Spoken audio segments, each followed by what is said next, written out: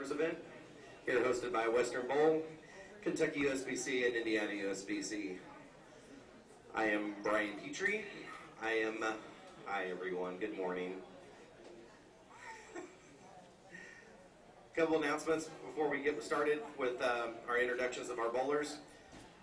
Bowlers, when you get on your lane, there are going to be flags down by your tables. If you guys have any lane issues at any point, if you want to wave your flag rigorously and until you get a lane monitor down by your lane to get it taken care of as quickly as we can. The team format, most of you guys are aware of this. It's a 3-game total. You guys will stay on your pair of lanes that you're assigned. You'll bowl 3 games with total pins determining the winner for the boys, girls, and the overall champion. For your singles event today, you guys will be bowling a 2-game single elimination bracket. The seeding will be worked with the number 1 seed from Indiana bowling against the number 16 seed from Kentucky, and vice versa. The number 1 from Kentucky versus the number 16 from Indiana for both the boys and girls.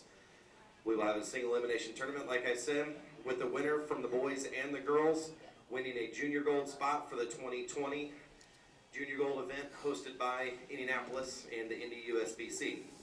This is a premier package. For more details on that, you can see Corky Cook or Bill Carter in the tournament office. During your guys' event, the photographer will be taking pictures for you guys. And if you guys, once he gets all set, if you guys would like to make your way down there and purchase a photo for the event, you are more than welcome to. At this time, I would like to introduce Team Indiana. We will start with the girls. Actually, bowlers, if you could please go to your lanes for introductions. Make your way to your lanes, please.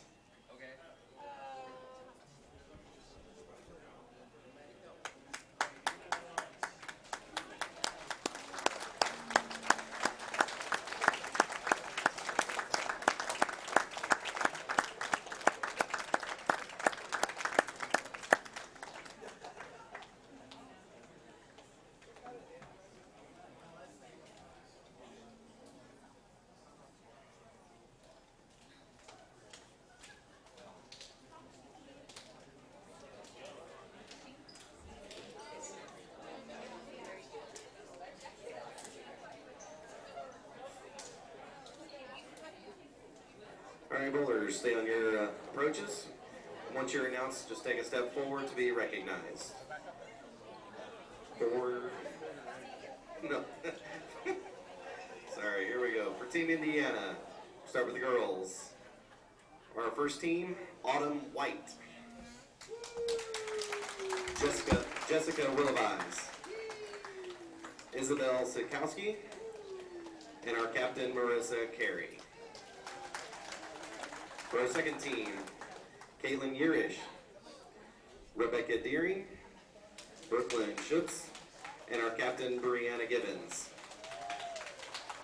For our third team, Megan Friars, Krista Gwynn, Shayla Gwynn, and our captain, Chelsea Gimes. And for our fourth team, Kaylee Iorio, Lauren Jackson, Hannah Bond, and our captain, Abigail Rost. There's your Team Indiana for the girls. For the boys, for our first team, David Hayes, Trey Kripe, Jordan Howard, and our captain, Bailey Maverick. For our second team, Eric Smith, Damian Banghart, Nicholas Bowman, and our captain, Jordan Shepard. For our third team, Ryan Spear, Alex Wiles, Dylan Malo, and our captain, Dakota Solanka. And for our fourth and final team, Wesley Bond, Cade Metzka, Jeffrey Mann, and our captain, Jalen Mosley. This is your Team Indiana boys. I'll turn it over to BJ for our introduction of our Team Kentucky.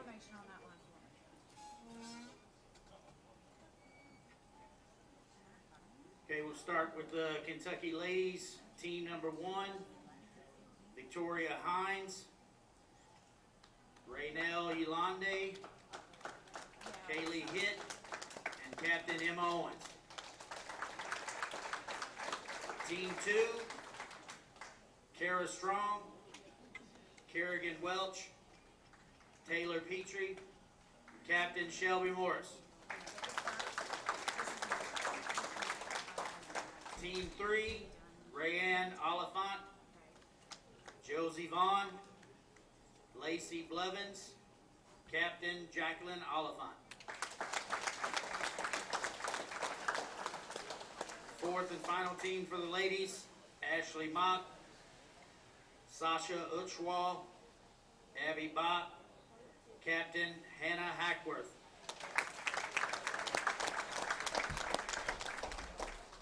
Now for the boys, Team 1, Wesley Yazel, Dalton Kilner, Briar Harper, Captain Alex Hubry. Team 2, Austin Tungate, Daniel Lyons, Andrew McWhorter, Jacob Rowan, Captain. Team 3, Robert Oakleaf, Brandon Pendley, Axel Rowan, Captain Evan Decker.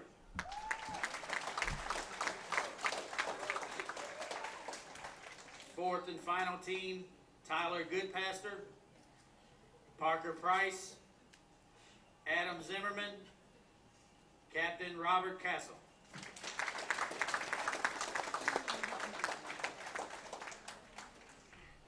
All right, just a couple of quick little announcements. You guys will have 10 minutes of practice once we get started for a little lane maintenance. If you guys could, please make sure to keep your bowling balls in an orderly kind of togetherness. Make sure that they're up against the tables. Please make sure that the lane monitors have plenty of room to get around to take care of issues. Just to let you guys know, this is the first year we're going to have a live stream down on the far end. I believe it's 69 and 70. Savage Bowling TV is where you can check us out on YouTube. We'll be doing a live stream throughout the whole event, and then during, obviously, the singles and the team event. Just a quick thing here before we get started. If you guys could, parents, bowlers, please give a round of applause to Mr. Corky Cook and Bill Carter from Indiana, Kentucky for all their hard work. Unfortunately, you have to hear my voice, so I do apologize in advance. Throughout the day, I will let you guys know there are 2 monitors as well that's going to be scorekeeping throughout the whole event as well, so you can see who is leading the overall event as well as the boys and the girls event. All right, bowlers, if you could, please make your round of approaches again. I apologize. Spectators, please rise, remove your caps for the playing of the national anthem.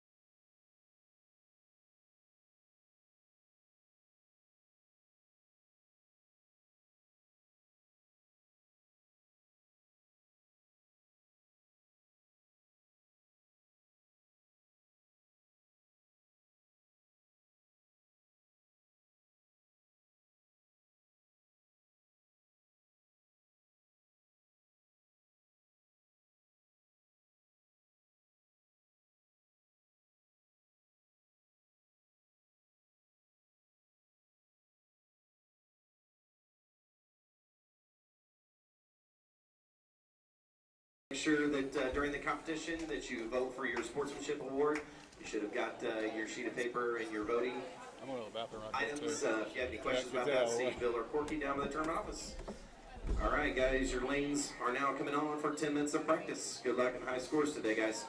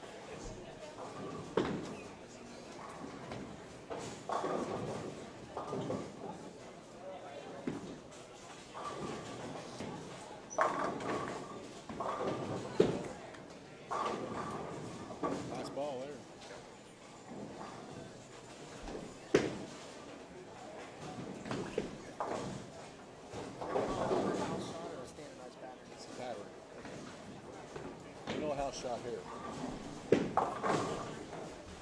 Not today. Not today. No.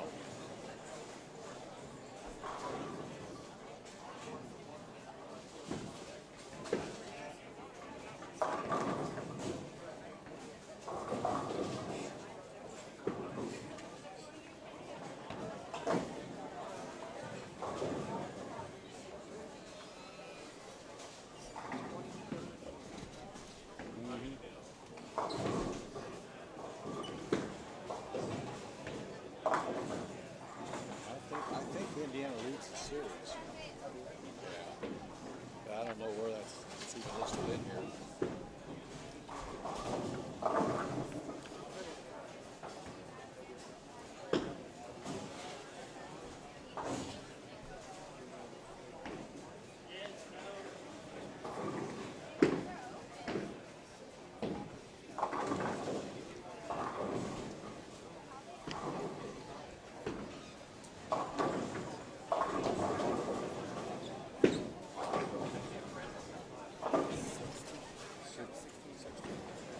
Yeah, because right here it's like eight on that page.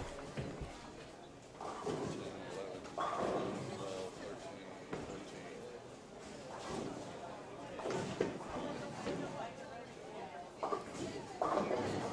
7, 8, 9, 10, 11,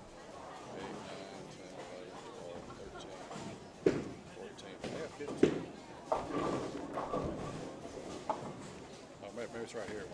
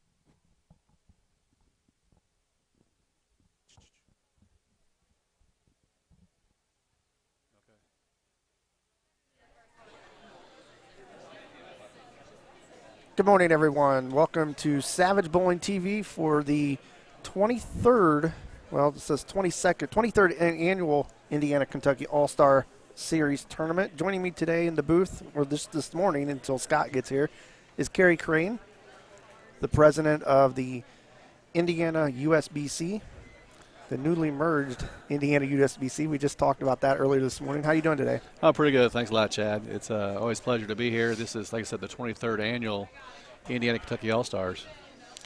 And our first time broadcasting it. Yeah. And we're happy to be broadcasting. Nothing like seeing our future right in front of us. That's right.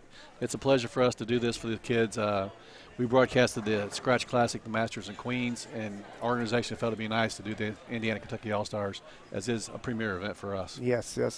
For those of you who don't know what this tournament is, it alternates back and forth every other year between Indiana, and then Kentucky will host it next year. And how these bowlers get here is in Indiana, there's it used to be Masters and Queens. It's Indiana All-Stars now. And the top 16 girls and top 16 boys made it this far. And then I'm assuming Kentucky had a similar tournament to get here. I'm not Yes, sure how that I'm was sure run. they did. I said last month we had the Indiana All-Stars bowl each other to seat the teams and individuals.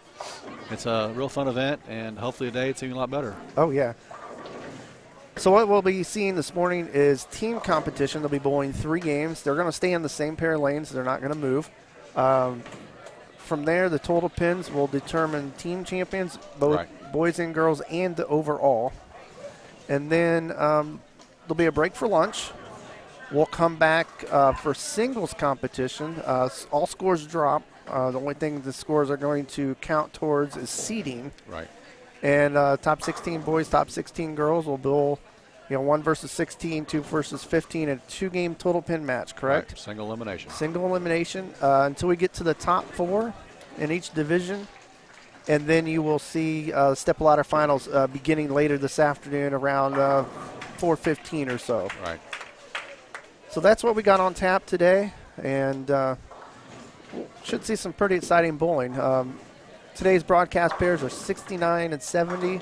Right now the boys are on that, and 71 and 72 will be the girls. We'll be broadcasting those pairs all day.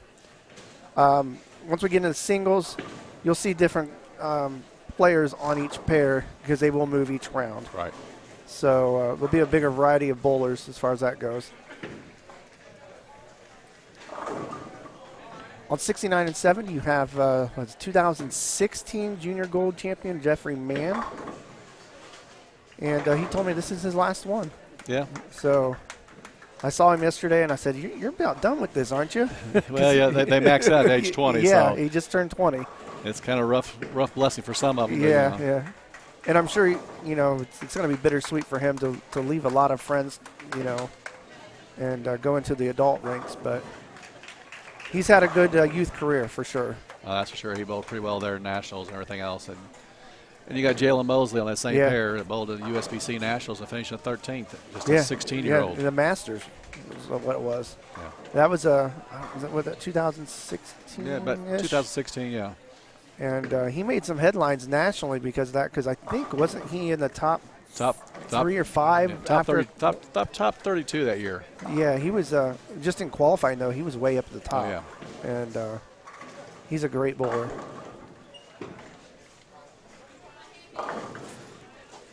We're looking through the handbook here, the program. Indiana leads the series. They've won 15 out of the 22 years. Right. That's pretty dominant. Yeah, they were pretty dominant there for several years. They were like 5 or 6 years in a row or better. Yeah, yeah. Bowlers are not bowling on a house shot today. It is a, what would you consider it, a sports shot? Or modified sport shot. Modified sport shot. Yes. So brings a little bit of a challenge to the bowlers. Keeps it fair for everyone, especially for the home team. Well, it's not to be a disadvantage. They had a practice last night for 2 hours on the shot. So they did. They got to see it for the first time.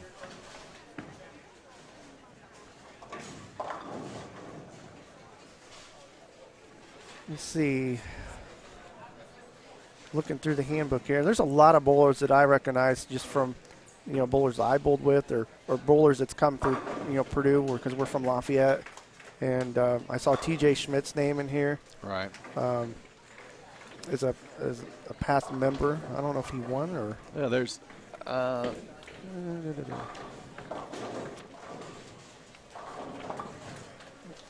in the back here. It's way back here in the back where all the participants, how many years they bowled. Yeah, E.J. Tackett's in here. I mean, Matt Sanders. Right. Y'all know they're both top PBA players now. We've been very fortunate in Indiana with our kids. Yes, yes. And now they're showing it there on the pro tour. Yeah, and then on the ladies' side, I'm sure there's a lot of bowlers that we recognize there too. The Brummett girl from Sydney Brummett from Fort Yes. Wayne. She's on the tour. She was on tour and she bowled pretty well last week. Yeah, she shot 300 in one of the games.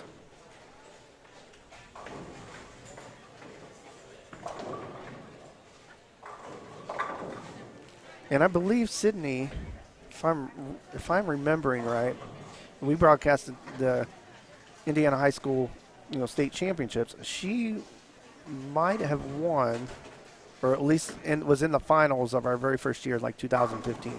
I want to say. I'll have to look back, but it's pretty cool knowing that we saw her as a youth bowler, and now she's on her PWBA tour, which is, I was talking to Scott last night. PWBA tour is just really growing, I think, and there's a lot of great lady players out there. Well, that's even back in the days. That was their goal, to make it to the tour. Yeah. And we even had one here at one time, Teresa Smith Dill. Yeah. She bowled in the pro tour there for a while. And matter of fact, there's a Smith bowling today, Eric Smith. Okay. Which is part of the Smith family. Yeah. Yeah. Now these young women have something to shoot for again. Right. And before it was just like you can go to college and bowl for a top program maybe, and then what is there to do after that? Compete against the boys just like Kelly Kulik did. Yeah. And win the Masters. Yeah.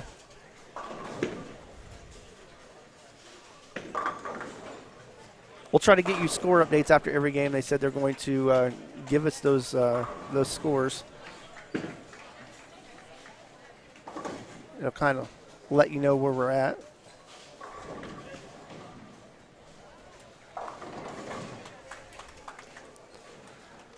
Now, this was formed back in 1997, right? Yes, it was Go ahead. I think of George Webb, a fruition of his idea of the two states getting together, and it just blossomed from there on. Yeah, and Indiana, Kentucky already have a relationship in boys and girls basketball. Yes. And I'm sure that's how this kind of formed. Probably was. And in fact, the basketball games were just last week. Yeah. The week I before. think we swept both of them. We did. We beat them by a bunch. But But Indiana's got a lot of talent. I mean, 3 of those Right. players are playing for Purdue next year, and I think maybe one for an IU even. Well, yeah. So- Well, we're going to lose our big kid, so that's the way it goes. He's about like one and done anyhow. Yeah, yeah.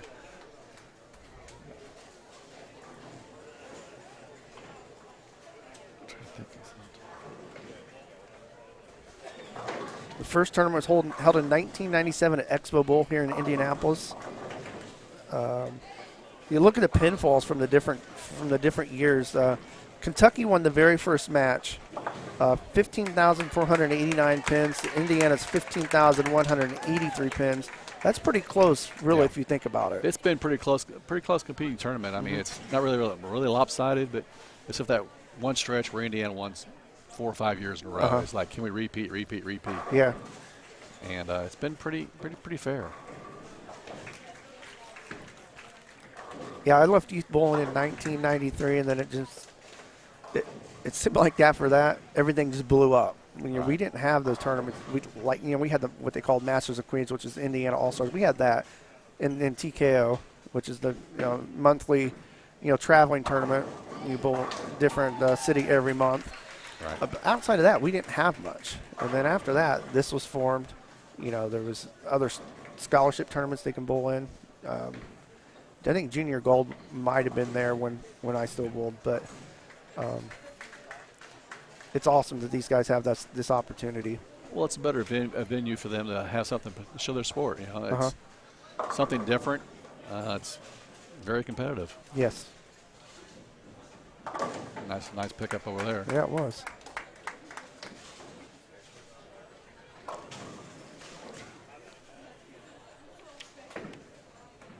Now, during the Indiana All-Stars, did they bowl on a standardized shot? It was a sport shot. A sport shot? Yes. Okay. Can't give these kids a house shot. They'll tear it up. Oh, yeah. And I think also you get a house shot, it becomes unfair. This kind of levels the playing field a little bit. Yes. Especially when you come down the last Saturday of the tournament there, the house is pretty well full, and you've got to make your spares. Because some kids miss by 2 or 3 pins of actually making the top 16. That's a spare. Or, even trying to pick up a split and getting 1 instead of 2,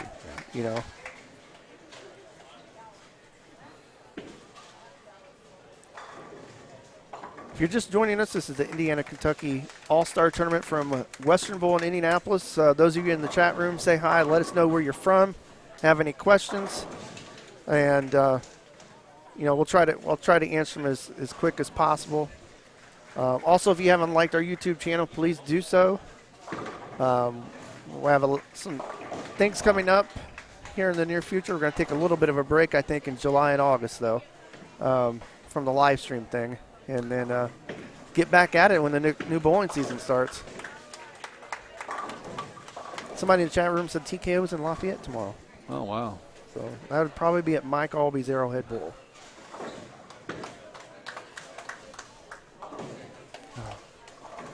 Two-handed bowler there. Yeah. The new revolution. Yes, it is. Thanks to Jason Belmonte. And, a lot of people are against that. I'm not. I was in the beginning. Wow. Because I felt it was unfair. But then you just got to embrace it. Yeah. And you got to realize how good they actually are. Because throwing it two hands, you got to have a lot more accuracy and control. There's Jeffrey Mann there on the lane 70. Three-bagger. Nice ball Nice there. shot. Nice shot, Jeff. And then I saw highlights of Walter Ray making a run at the TV show in the senior tournament yesterday. He didn't make it, but he was throwing two-handed. He's learned to bowl two-handed when he needs to. Yeah, and he does it pretty well. When you throw them horseshoes, you got to do something, Yeah. So here he was. It was late in the block. I saw a something on Instagram that Natalie Goodwin posted. He's in front of the ball return, throwing two hands. Wow.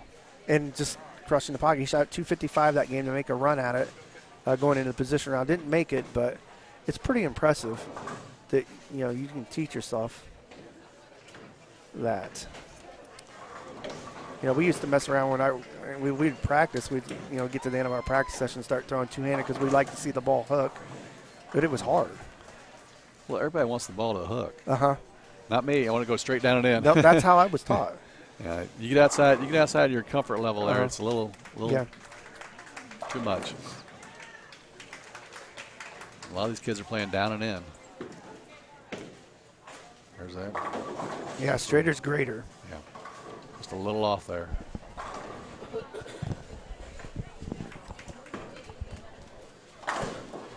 Oh wow! Oh, Jalen, almost got that. Almost got it. Must not done. Yep, there it is. So how the teams were picked, at least I'm not sure how Kentucky picked it, but you said Indiana had captains. Had captains. We had the Indiana All-Stars, and the four captains actually did a draft. In the past, we'd always go 1-16 like that. Mm-hmm. We determined the teams, or the former organization did. In the last 2 or 3 years now, the team captain picks their own team. Yeah, I think that's awesome because it's a whole lot awesome. Yeah, you pick who you want to bowl with, and they make a lot of friends out here, and you want to bowl with your friends. Yeah. And I don't blame them one bit. Yeah, and a lot of these bowlers probably already have chemistry bowling together, somehow. They probably bowled 4 or 5 years together, just coming through the tournaments, things like that. Yeah. And they know their strengths and weaknesses too. Right.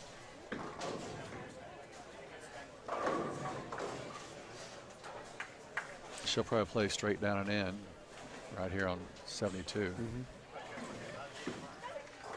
Got it in a little bit. Yeah.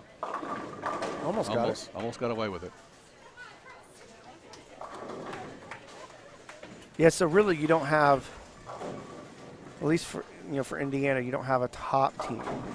No. Because of the draft. Right.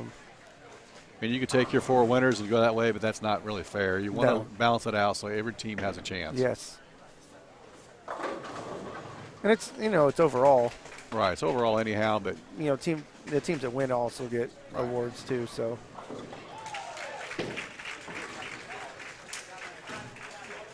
Because the winning team will get trophies, so there's that little pride as well. Sure.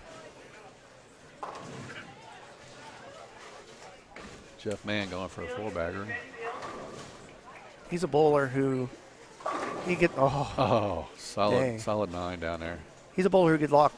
He gets locked in. He's hard to beat. Right. Just like his daddy. Yeah. Yeah, I've bowled with Mike many times, and And I've seen him do some things that I can't. I'd be absolutely lost, and he'd just be crushing it. Right. And Especially like late 1 and 2. yeah. And I'm left-handed as well, so it's like Well, I thought they had an advantage, don't they? we do. I'll admit it. I think we do. In most cases, but there's also times where we need that lane condition to break down. Right. And it doesn't because there's only one or two of us Right. on. Right-handers can use that to their advantage sometimes.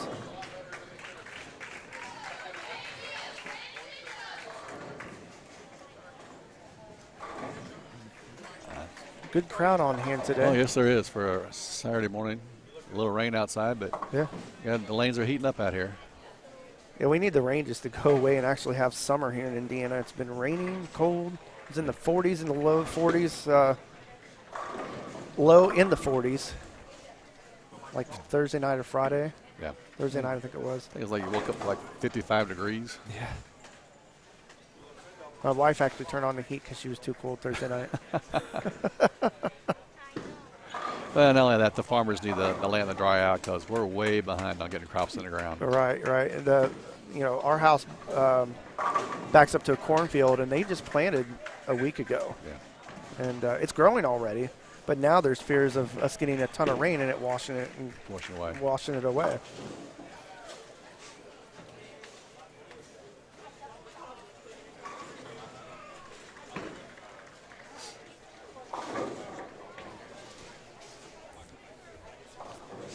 Want to thank our sponsors of the tournament today.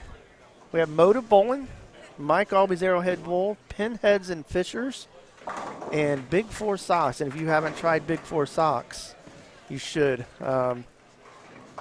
Socks made for bowlers, but you don't have to wear them if you're, not bowling. I'm wearing mine today. All right. And I got the red ones on. Okay. But if you're on your feet a lot, they do help your feet and your back a little bit. They're pretty comfortable. That's www. BigFourSocks.com. Yes. David Slavin, the big sponsor of all the Indiana tournaments this year. I want to thank him for that. Yeah. He's also sponsored a couple of our events that we've done. Yeah. He makes a good sock. If you're in Indiana, you're near the Fishers area, which is just on the north side of Indy. Yes. Check out Pinheads. It's one of the more beautiful centers in Indiana. It's a split concept. They just remodeled. I haven't been there since they remodeled. I haven't either. It's I've seen pictures. It's a very nice venue. Yeah. And they got a lot going on there. They got a little private booths for private parties. Yeah. And I think they got a sand lot for volleyball and things like that. Yeah. It's a great little venue up there in Fishers. Right. And then, of course, we have Mike Albie's Arrowhead Bowl in Lafayette. Another nice venue. Our Scratch Classic is held there. They just hosted the men's state tournament, or open tournament, I guess you should say. Yeah, be open. They'll host the ladies tournament next year. Okay. I didn't know that. Yes. Cool. And the open will be in Richmond. Okay. The youth tournament hasn't been decided. It'll be decided next week. There's a lot of good centers here, especially here in Indianapolis. This is a nice center. It's it's of course a Royal Pin Center. You have, I don't know if you want to call it its sister center, Woodland Bowl. Woodland Bowl and Expo. Yeah, and Expo. They're all nice facilities. Yes. And this has been remodeled, as you can tell. It's a very nice remodel job. Yeah, and I haven't been here since they remodeled, so I walked down at the low end and saw the bar, which is similar to what they have at Woodland, but it looks bigger, actually, to me. Yeah, I was kind of blown away when I walked in. I'm like, yeah, wow, because I hadn't seen it since the Open had been here, and it's a few years ago. Yep. Yeah, that's the last time I was here too. Then Carter Craig here on our chat on YouTube says Championship Lanes is going through a major remodel, and he's right. And it's just about done. If you've never been to Championship Lanes, well, if you've been there, they used to have a wall separating the concourse and the bowlers area. They knocked that wall out, opened up everything. They're putting in new carpet, new flooring, new lighting, the whole shebang. And it's. We did the middle school state championships there last month, and it looked nice. Yeah, you can't thank Dave Small enough. He's done a lot for the bowling here.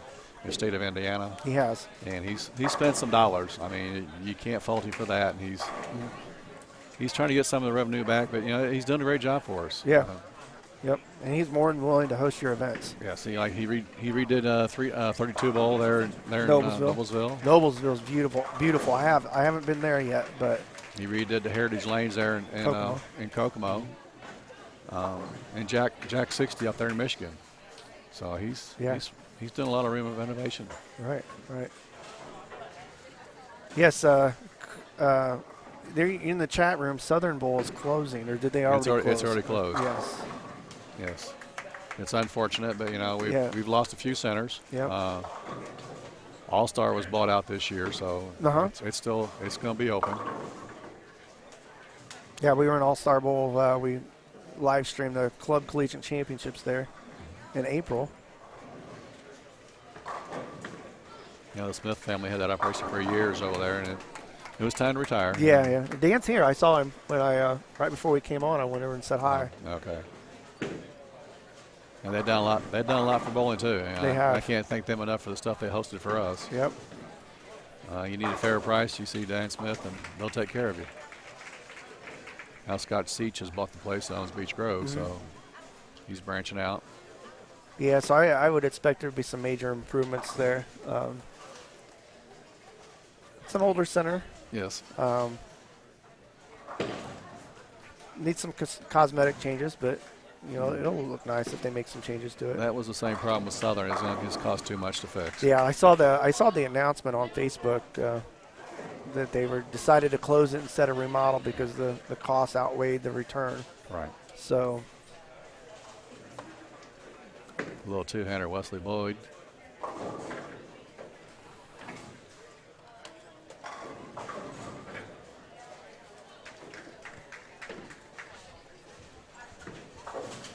So they're about halfway through the first game? Yeah. It goes pretty quick. It does. Well, you have 4 on a team. I'm a bowler who's in favor of 4 on a team. The last few years I bowled in a league where it's 5 on a team, and we start at 6:30, and we're not done until 9:30, quarter till 10. And I got a 20-minute drive home from Lafayette. Wow. Next year I'll be bowling in a different league, and it's 4 on a team, and we're done before 9 o'clock. Yeah, there you go. I mean, I bowl Friday nights, and it's like we start at 5:30, and you're like 10 o'clock before you get out of there sometimes. Yeah. But it's a pot league, so that's the way it goes. Yes. And like you said, you're looking at our future out here, ladies and gentlemen. It's bright. Yes, it is. We broadcasted the middle school last month, and I couldn't believe how many good bowlers there were there. And a lot of them. And that program's growing for Indiana. And am I right saying that we have one of the bigger middle school programs in the country? Yes, you are.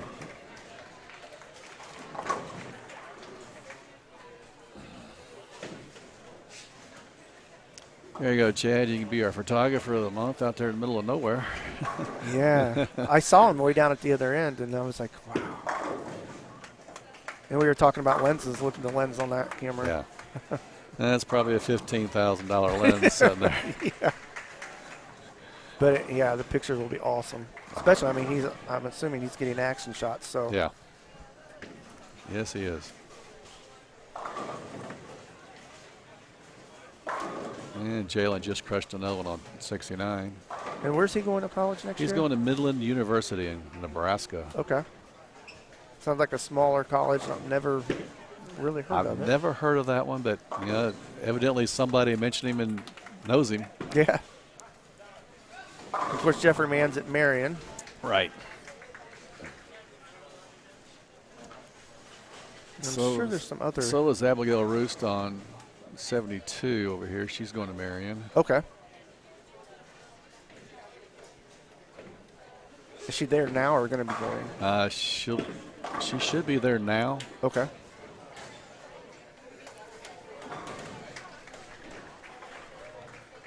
I saw that they provided us with bios for each player. Right. Let's look at these Kentucky bowlers. We haven't talked a lot about Kentucky. Yeah, we got to get them in there too.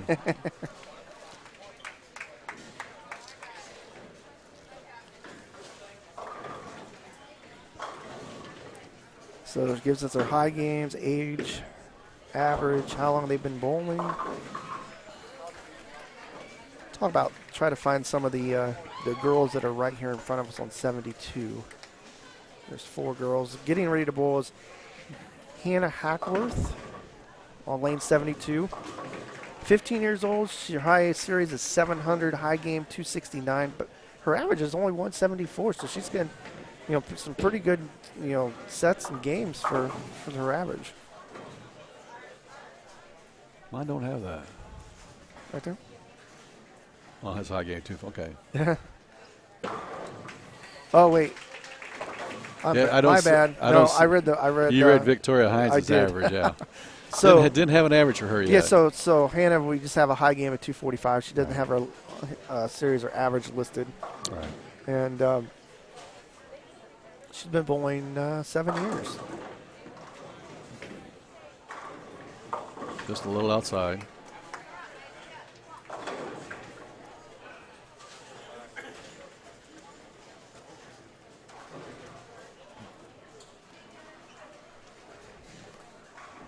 Carter Craig asked if we knew who Ronnie Russell's son was. Caden Russell. Yes.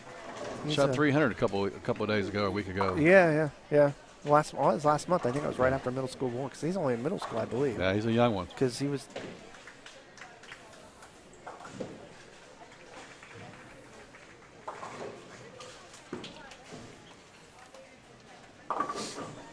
Almost a nice pickup there by Hannah.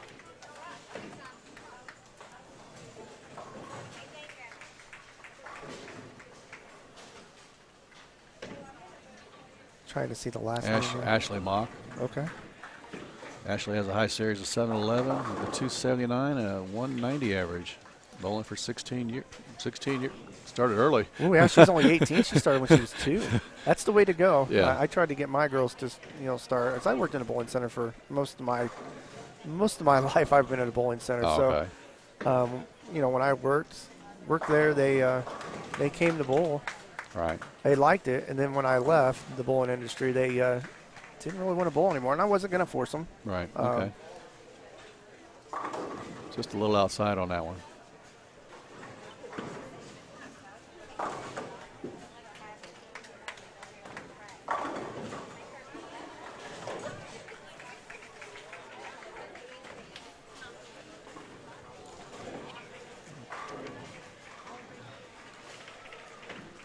Then on lane 70, we got Tyler Goodpaster.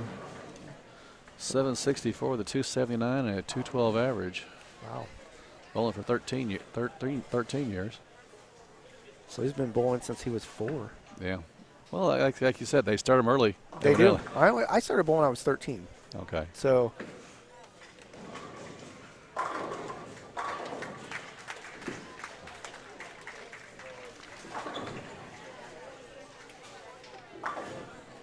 I'll let you have that one.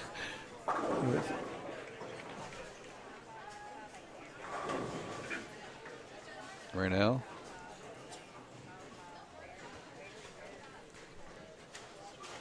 yeah, but her back of her shirt doesn't Yeah, match what's it listed. doesn't match up. On our So- program, it says Renelle Yolande, but on the back of her shirt, it does not say No, that. it doesn't. It starts with a U, though. Yeah, UCH. Yes. Just a high series of 726. High game of 286, so her average is right at 200. She's been only bowling for 4 years. She's 15 years old. 4 years. So that's someone right there that's picked up the sport Yeah. really quick. Real quick. And she'll have to 4-pin on her first shot. And she is using our sponsor, Motive Bowling Ball. Uh-huh.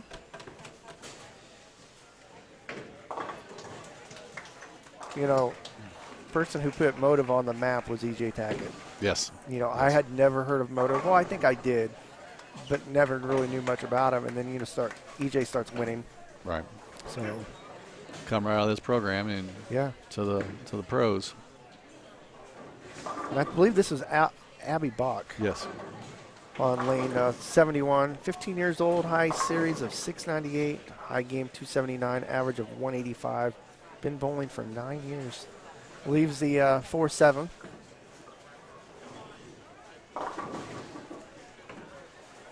like she's got 91 in the 6th. Yes.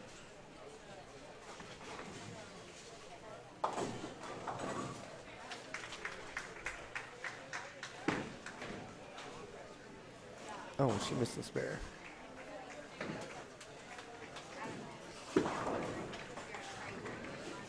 Well, one thing you see with spares on a harder lane condition does make the spares, picking up those spares harder. Yes, it does. Because you don't know, sometimes you don't know how the ball is going to react, especially if you don't throw a spare ball straight. Some players will still try to hook the ball. Well, most of them probably have a backup ball here somewhere. Looks like they got quite a few balls out there. And Jalen just crushed another one. We got Hannah going up there again on lane 71.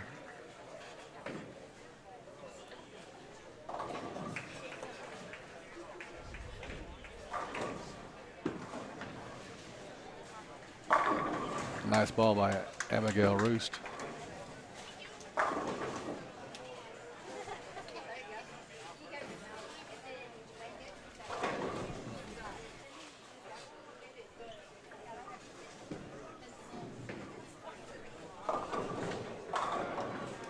Uh-oh. Uh-oh. Oh. Power outage. It says emergency. What does that mean? I don't know.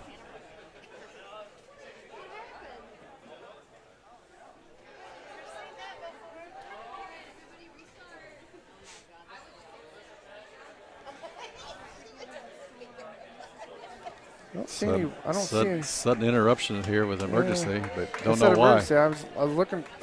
Phones didn't go off or anything. Is tornado warning? No, there's no. I mean, it's raining outside, but there's no severe weather, it looks like. So I think we're good. It's just really heavy rain. I had the front 11, sir. Yes, so some of these bowlers are probably going to need some score corrections. Yes. But I don't see any kind of there's a flash flood watch right now. That's okay. So we're under a flood watch. Yeah. So, maybe it was just a power surge and that's what it is. Yeah, it could have been. But that'd be pretty cool if, that's linked to, any thunderstorm warning or anything like that. That's the first time I've ever seen that happen. Yeah.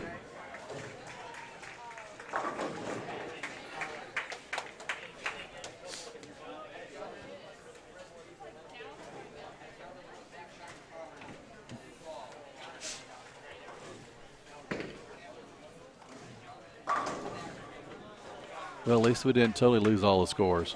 No.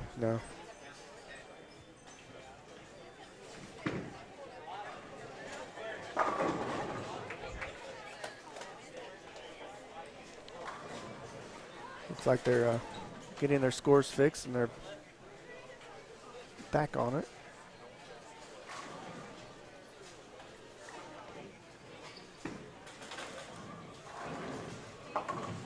And Hannah picks up her spare.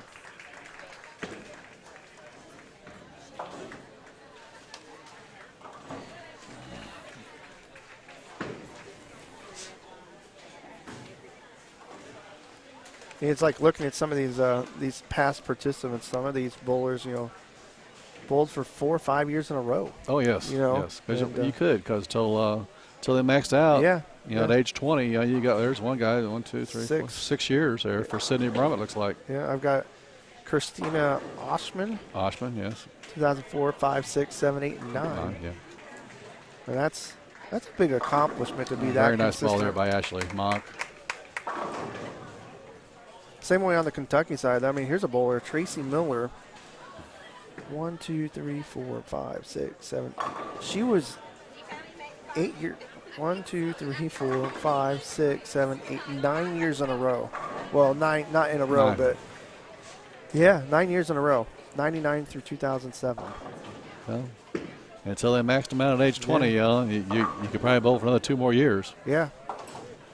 And that was a very tough time for some of them being aged out. Yeah, but just to be that consistent every year and make it every single year, that says a lot. Yes, it does.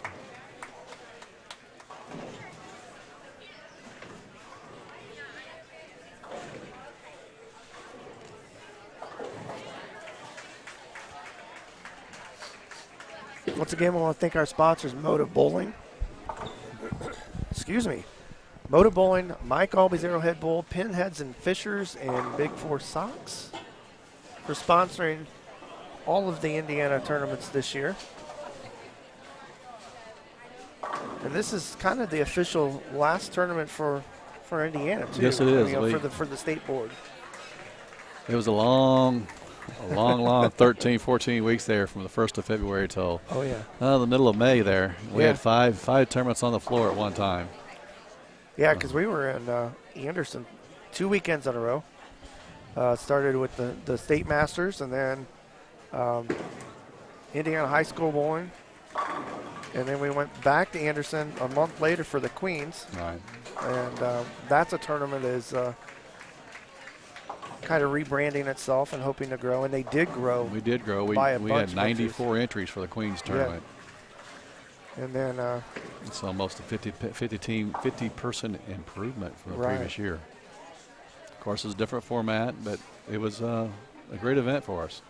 Yeah, and there was, I think, some apprehension by some of the bowlers, so we weren't sure what, we heard a lot of apprehension because the format was changing, so you just didn't quite know what you were going to get as far as entries. It needed some changing. It needed some changing, apparel changing as well, and the bowlers liked what happened. It was something different format, but it works. It went well. Yes, it did. Jeff Circle and his crew does an amazing job running those tournaments as far as how smoothly they run. Well, Jeff as well as a perfectionist. I found that out. He wants it down to just to a T. Yeah, he's got Excel spreadsheets among, he's got a ton of them. Yeah, he sleeps, eats. I think just what can I do? What can I do? What can I do next? Yeah, he was trying to show me how he does the match play portion because it's double elimination, and he wants to make sure that no bowler bowls more than twice on a pair. Right, and it's a long spreadsheet. If this happens, I do this. This happens, I do that. It's a lot of what ifs. Yes, and he's got it down.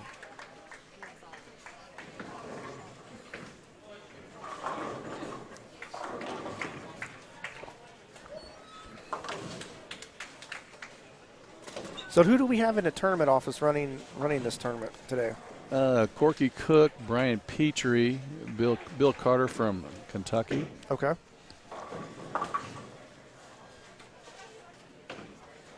Can't thank Bill Carter enough. Next year we down at Dixie Bowl, which is the proprietor down there at Dixie Bowl. Yeah, he said it was just remodeled, and we're if we get the opportunity to do this again, we're looking forward to it. I'm sure we'll work something out.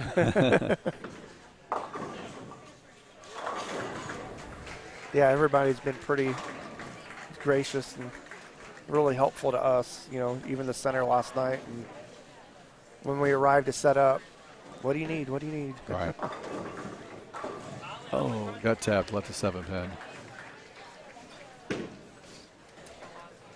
So as we get through these games, the lane conditions are going to change, and so just have to see how the bowlers adjust.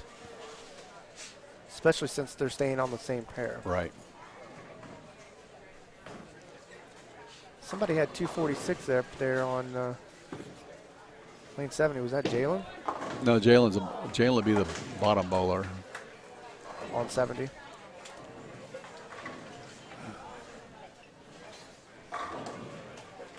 That would have been.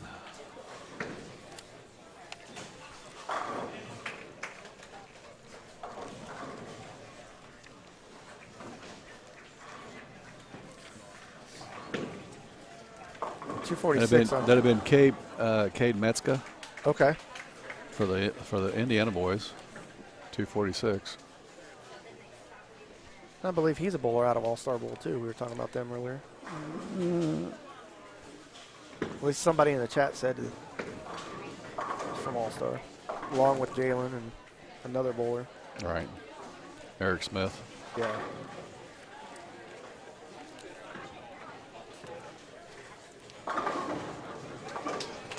Jeffrey, Cade, and Jalen all from All-Star.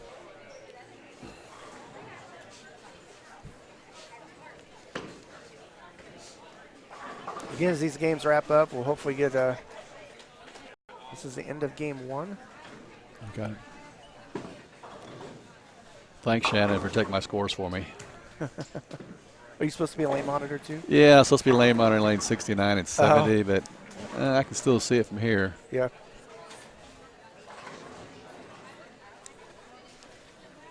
Once this game wraps up, we'll take a quick break. Save our voices a little bit.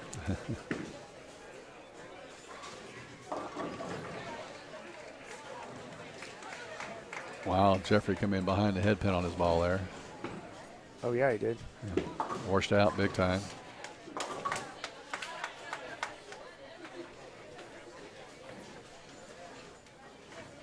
Makeable spare, though.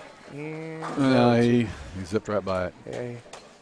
After starting out good, he only shoots 183. Yeah. A couple opens, but he only struck once after the third frame. Right. It looks like. Yep, 2 opens after that. So, got to make your spares. Right.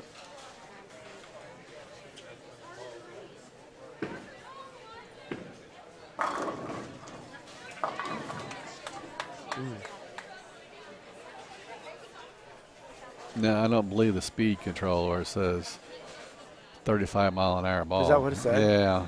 Yeah. No.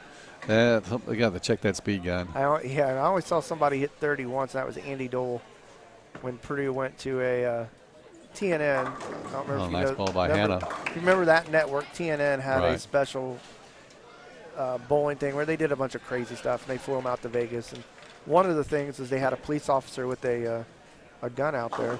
Yeah, there's Oh, she got that. wow, nice spare. shot. Nice pickup by Abigail Roost. So the competition was who could throw it the fastest, and he registered like 29 miles an hour, which is unbelievable. Right. Oh.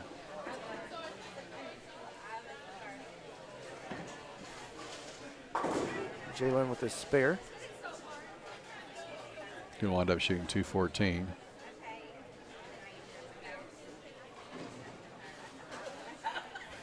Hey, Carter, thanks for tuning in. Have a good day. He said he's leaving the chat room. TKO is in Lafayette next Sunday, he says, not tomorrow. Well, it's Father's Day. Come on now. Yeah. Almost a nice pickup by Mr. Castle there.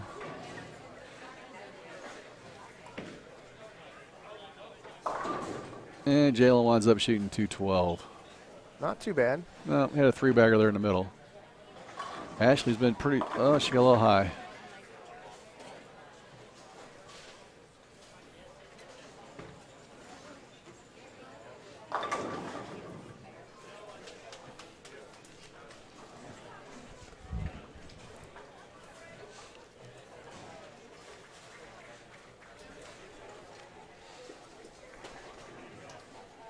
Looks like most of them are done with about game 1. Yep. Except for one of our pair right here. As soon as they finish, we'll take a quick break. And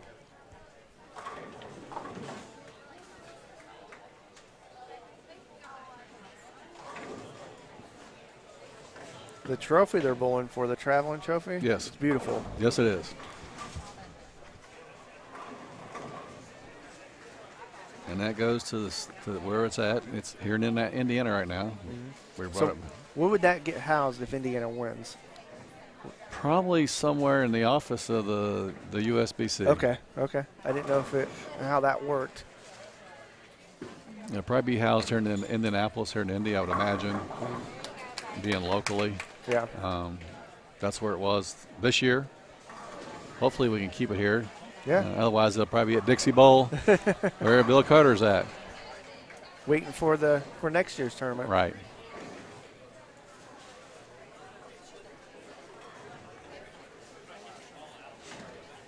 All right, we're going to go ahead and take a quick break as they finish up game 1. We'll be back here in just a couple minutes for game 2. Hopefully we'll have some results when we come back as well. Stay tuned.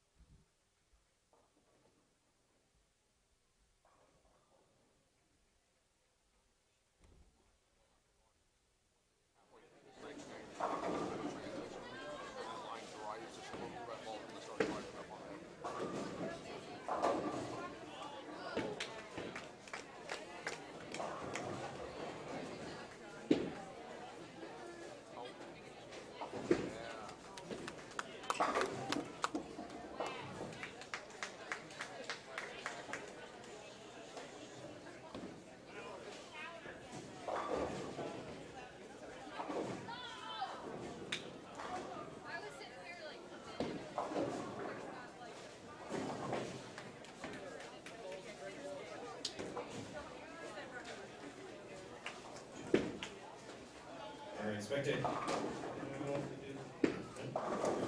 Coming down to do a ball raffle. We'll start on the high end.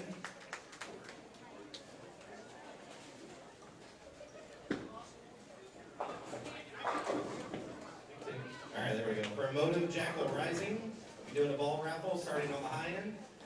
Tickets are on the bucket, so get your money out, and we'll be coming down here shortly.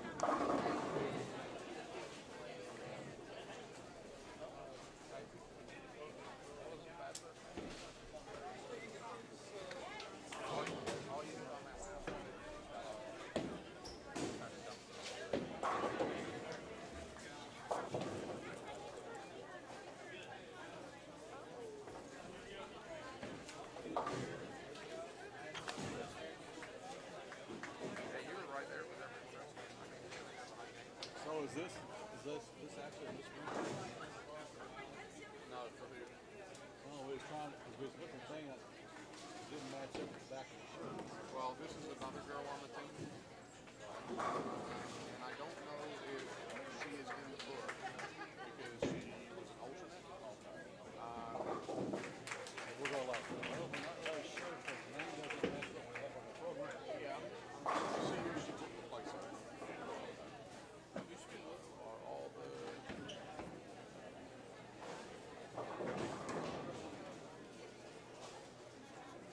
It's all 16.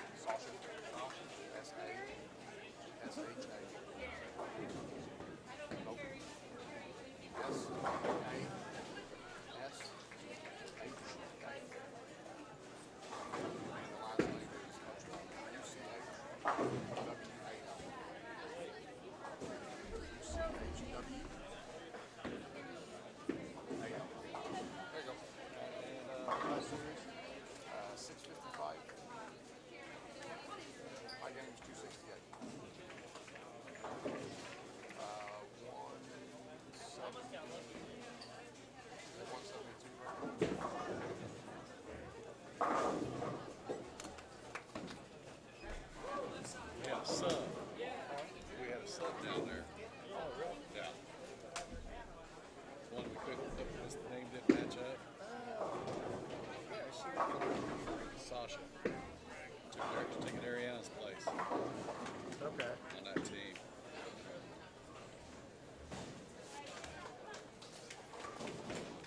Yeah, see, Ariana Austin. Oh, okay. That's why we couldn't find it, because the actual replacement ball. We wasn't giving that enough thought. So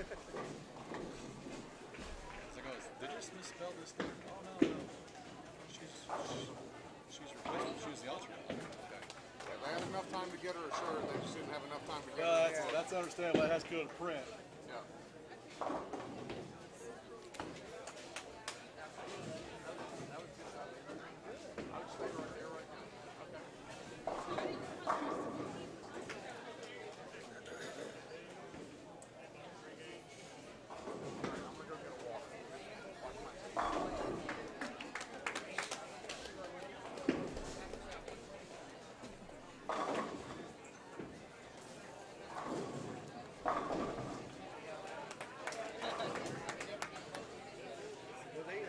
Were they oil?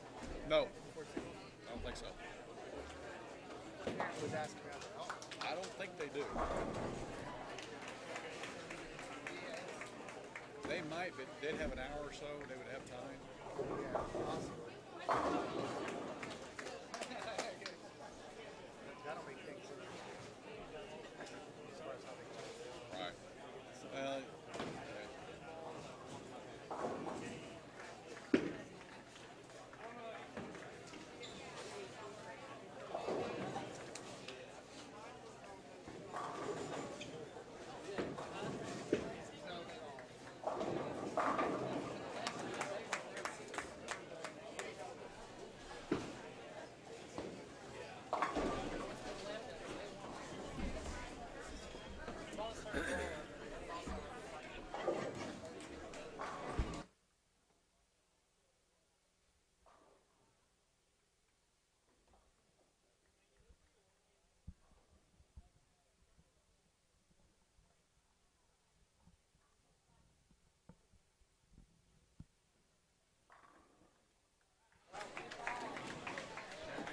All right, welcome back to Savage Bowling TV's coverage of the Indiana-Kentucky All-Star Tournament here from Western Bowl, Indianapolis. Chad Lester here.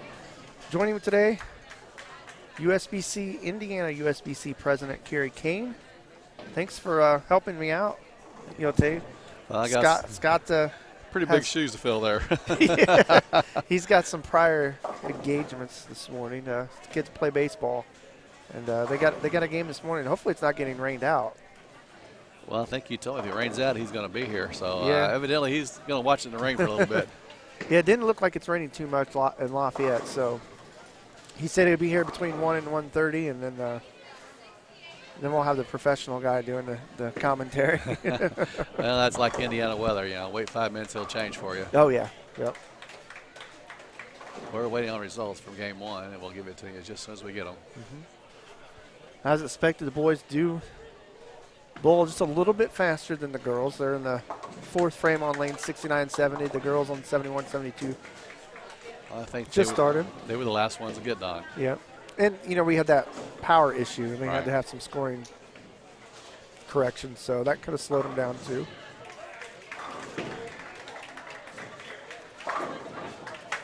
Whoa. Wesley Boyd there just threw another Yeah, he's a two-handed bowler there, strike. He's got a four-bagger going.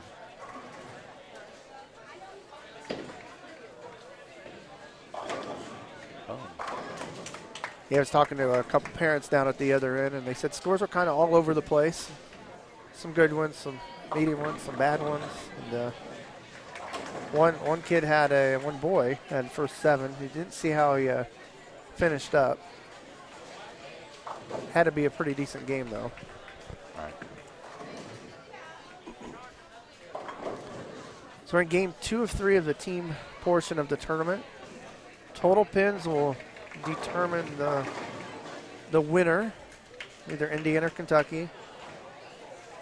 of all the teams combined, All right. and also will determine who wins in each division, Yes, it does. boys and girls. And it helps in the seeding for the singles event. That's right. Yeah, we'll take a break around 11:15, 11:45, somewhere around there, for lunch for about an hour, and then singles competition will start at 1 o'clock today. Bowlers are seeded 1 through 16, and they bowl 2-game total pin matches, single elimination until the end. And that's where it gets a little bit more interesting, a little bit more exciting, is because you start eliminating bowlers and it gets a little bit more intense. Yes, you could have an Indiana Bowl, Indiana, or Yeah. Kentucky Bowl, Kentucky. Right. I think last year, 4 of the 5 finalists were like Indiana bowlers against Kentucky. 1 bowler out. Wow. Then we'll get down to the final 4 for the step ladder finals later on this afternoon around 4:15. As I've looked down there, I've seen like 4 or 5 two-hander bowlers down through there.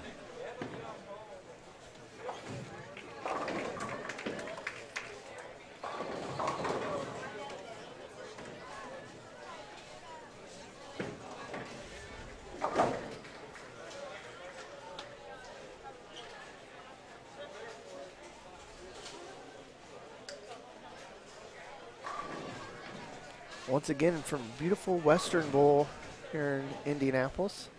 If you listen closely while you're here, you can hear the airplanes flying over. It's not too far from the airport. Yeah, and the approach is for landing goes right over the bowling center. I had forgotten that, and we were setting up last night and looked up, and you almost see people. It's actually moved a few miles It is west. Yep. Otherwise, we'd be sitting right behind the airport, but we're just a few miles. Yep.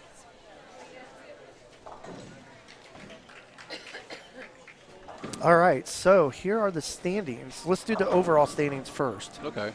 Indiana has 5,742 pins after 1 game, and Kentucky has 5,635 pins. So Indiana right now has a slim lead, and I'll say it's a slim lead even though it's 100 pins because It's not almost 100 pins. yeah, A little just over 100 pins, and that's a slim margin when you have this many bowlers. Yes, it is. So as far as Wow, it's flip-flopped all the way around. The boys. yeah, so if you want to go down to the The boys, boys is 3,081 for the Indiana. Kentucky boys are 2,927. I said flip-flop because the Indiana girls 2661, Kentucky girls 2708. wow. And this is a fun format because Yes, it is. this will change every game Yes. possibly. Nice ball by Abigail Roos. Another strike. So we have each state has 4 teams of 4.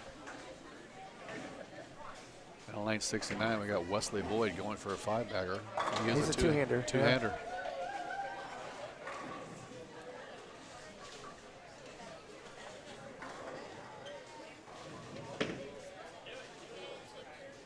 I probably just jinxed him. Big split. Yeah, when the ball hit the lane, it kind of Yeah, he Went pushed it a little bit. really quick into the lane. Yes.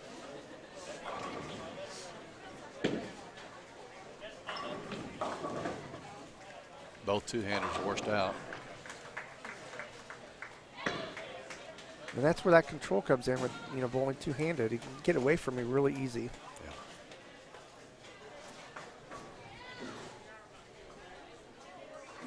Ashley Mock on 72.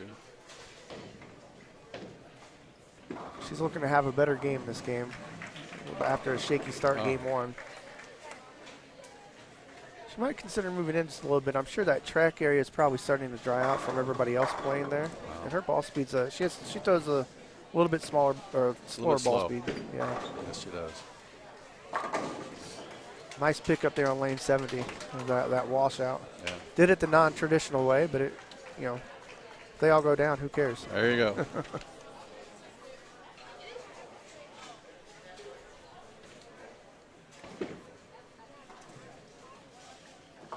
Nice bear.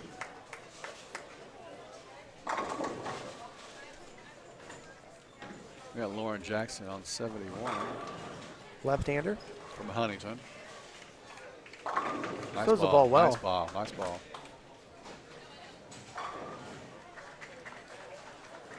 Really smooth, straight down and in.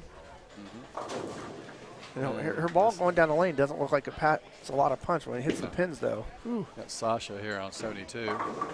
Nice strike by Sasha. She is the alternate bowler for Kentucky. As we discovered during the break. Yes. By accident. Minor details here. Yeah. She has a high series of 655, a high game of 268 with a 172 average. Okay.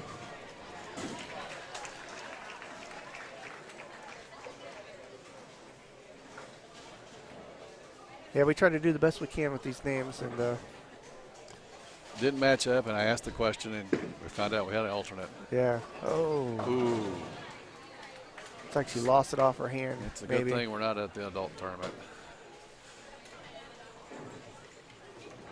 Yeah.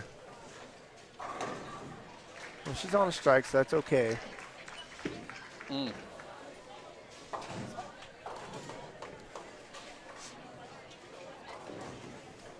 Team captain Castle up on on lane 70 for the Kentucky.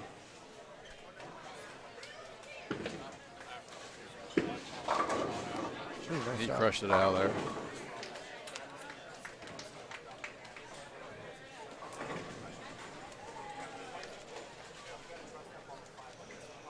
So do we know if there's ever been a 300 shot in this tournament? I don't know off the top of my head. I don't know if it's even listed. Yeah, I'm gonna look. Doesn't look like they have that stat. No, it doesn't.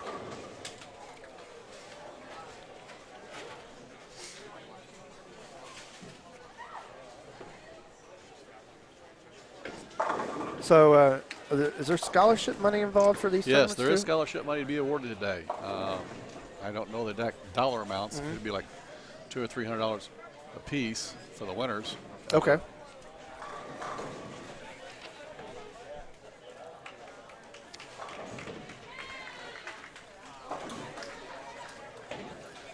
You asked one of our scorekeepers to go find out about the 300. Ask her a couple of questions there right quick so we get some input back from the staff. Normally I'm in the back side of the booth here giving Scott and Chad the information. But they say it on the air right quick. Yeah, that's what's been nice about working with you guys is that you'll have the broadcast on, In the back office. in the office. Yes. And if we make a mistake, or we need to know something, you guys handed us a sticky note, Yeah. which is really appreciated. Yeah, it's something we're watching you guys do it, and you ask the question, we'll try to help you out real quick. Yeah. It's kind of fun watching you guys do your thing. I mean, you guys did it on the spot. Yeah, and we want to make sure we get the most accurate information Right. out.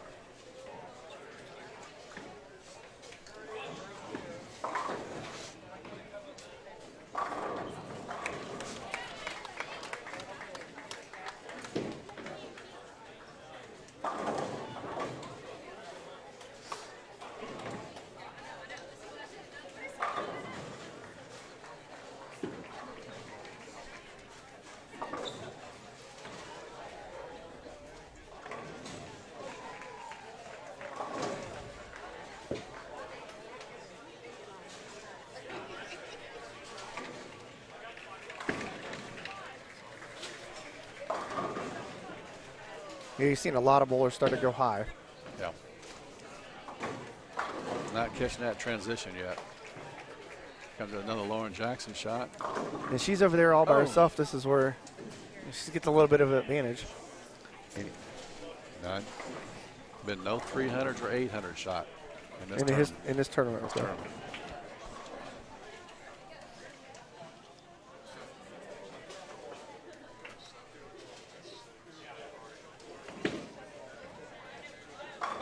Ooh, she had a shot at that. Almost got Yeah. picked up by Sasha there on a 6-7 split.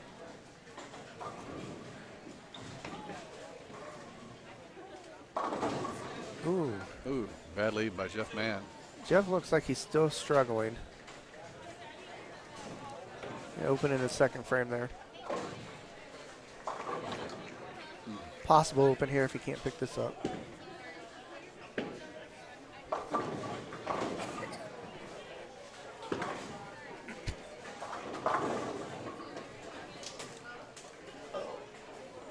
fast rack there Yeah. for lane 72. She would have had that if it Yeah. was a slower rack. And Jeff's getting frustrated. You want to do the best you can, and he's just a little off today.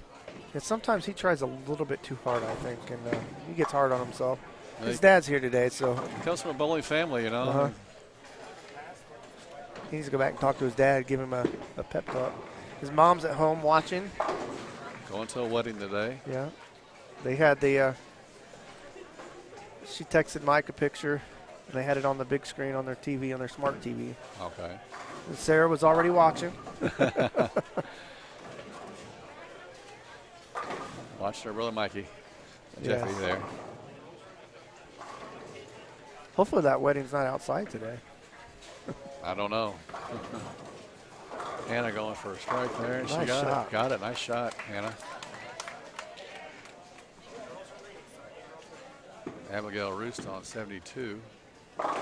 Nice. Oh, nice ball. Oh, no. Oh, she got out of that one. Got one out.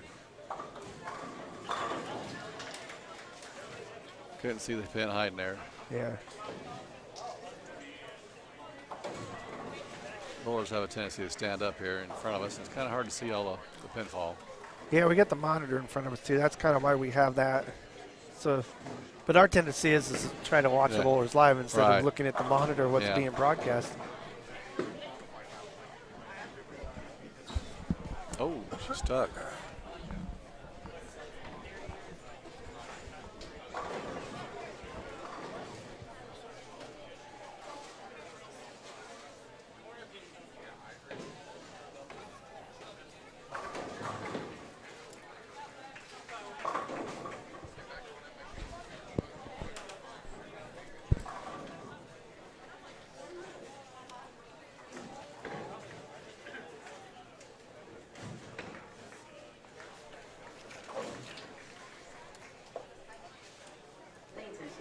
Trying to get some more information. Yeah, I'm trying to get Shannon's attention.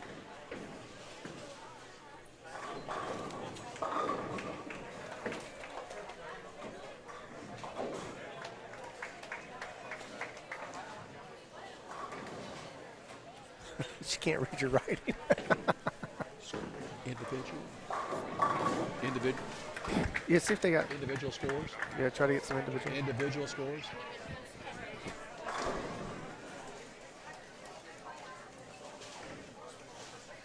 They may not have that because it's just a team format, but trying to get some individual scores. Yeah, you can't see clear down to lane 50-something down there, but trying to see what we 51, got. 52 is the Yeah. first pair. See what we're missing in the middle there. Looks like they got everybody in quads pretty much, every 4 lanes, and then there's a break, and then Well, that way it kind of gives you spreads out. bowler courtesy, but you don't have to worry about these four people here. You Yeah. know. You know, this is an 80-lane center, so they have lanes to spare.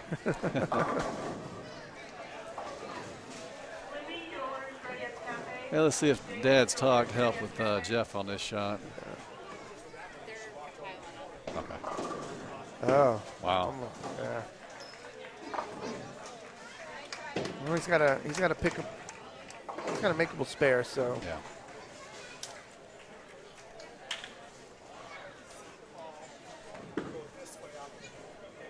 but he almost left the 2-4-10. Throws the ball pretty smooth. It goes in the lane, no thump.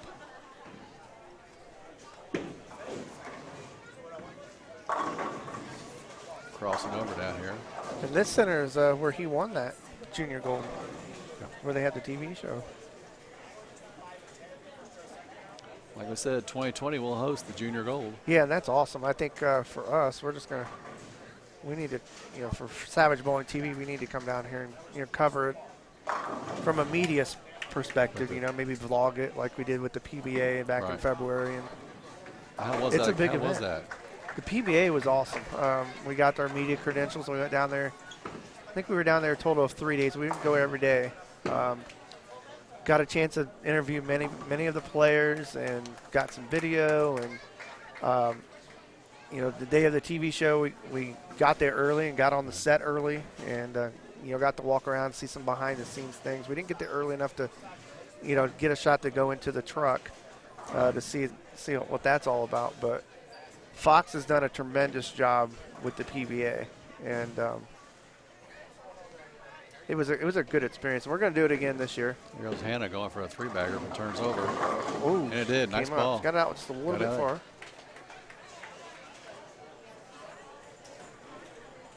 And I think we're going to the PBA 50 events in Anderson, Indiana, in July, and I think we're gonna cover it too. Okay. So Hannah goes, I missed the pocket by that much. it got back. It struck.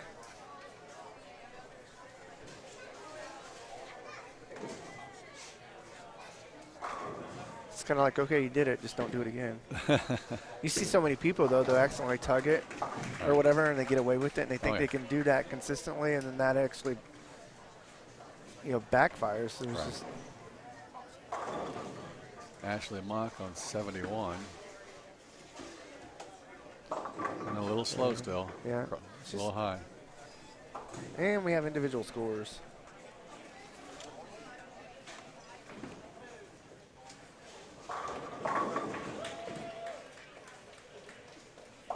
It's not overall, it's by state, Oh, yeah. right? Oh, they don't have like the overall standings. It's just the individual scores for each team. So, Right. Looks like the high for the ladies, Indiana, was Shayla Gwynn with 221. okay. And the high for the Kentucky girls was a 199 by Emma Owens. Yeah, on the boys' side for Kentucky, the high game, let's see, 234 by Briar Harper. And the team he's on actually had 816, which is a really good score. For the boys on the Indiana side, the high game was, I just saw it, Jordan Shepard, 261. And that must have been the bowler that started off with the first seven the parents were telling me about down at the other end. Right. I think Jordan bowls over at Pinheads. Okay. His team is leading for that boys' side, 835. You know, Kentucky girls, 730 for Kentucky number 2 team. Yeah, this was Indiana boys 2, and then Kentucky boys 1 is leading with 816. And it looks like Indiana girls 3 was 707.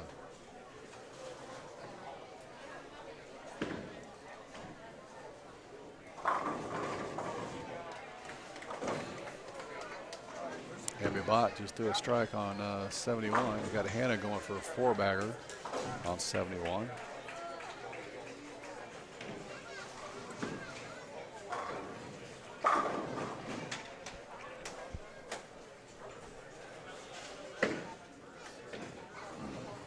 Second place for the Indiana boys was 790, and that's the team with Jeffrey Mann and Jalen Mosley and Wesley Boyd, Cade Metzger. That was 79. It's 790 Wow, with she one done it. It's a 4-bagger now for Hannah. with one bowler shooting 146. Oh, wow. That's pretty impressive. Yeah. So All right, guys, get your tickets out for the bowling ball raffle. about a 45. They're about 45 pins behind. Ticket number.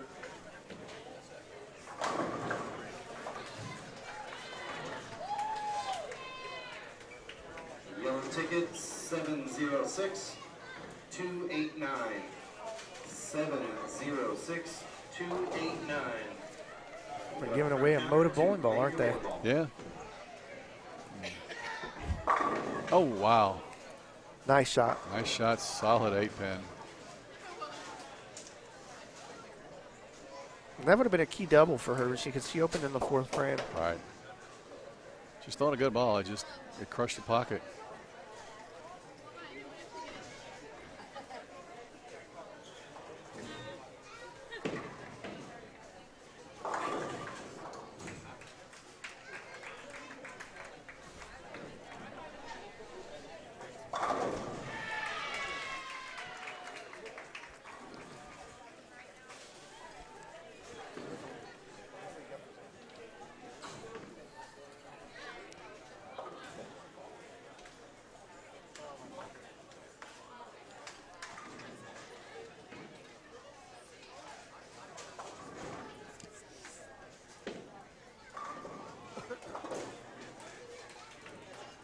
James Evans from Louisville was your winner. Congratulations. Sounds like somebody from Kentucky won a bowling ball. Yeah. Once again, thanks for tuning in to the Indiana Kentucky All-Star Tournament here from Western Bowl, Indianapolis. If you haven't liked our YouTube page, please subscribe to it. We do a lot of live streaming. We're getting into some of the vlogging things, and might get into some ball reviews later on this summer. So Come up just a little late there on lane 72, Ashley Mock. at some point, you think you just want to make that move Yeah. left a little bit, and then that could be out of her comfort zone too. True. It's bowler mentality, as you might say it. When do I move? How I move? Yep. And for people that where that's out of their comfort zone, they tend to just stay in the same spot and just switch balls Right. to try to make it work. And I think she might have switched to a different ball on her first shot. Spare ball. Spare? Yeah. A little straighter a shot. But she might have switched balls on her first shot.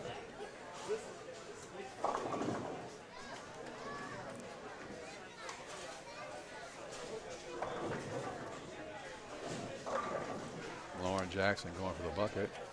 Chops it out. It's an easy one to chop too. Yes, it is. Hey, it's, for those of you in the chat room, let us know where you're watching from.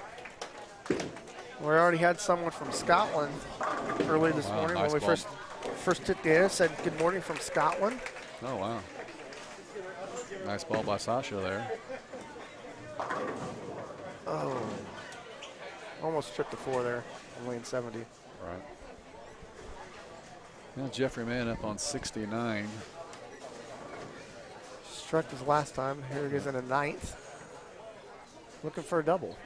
There it is. Good There shot. it is. Good shot. Wow. Big split on lane 72.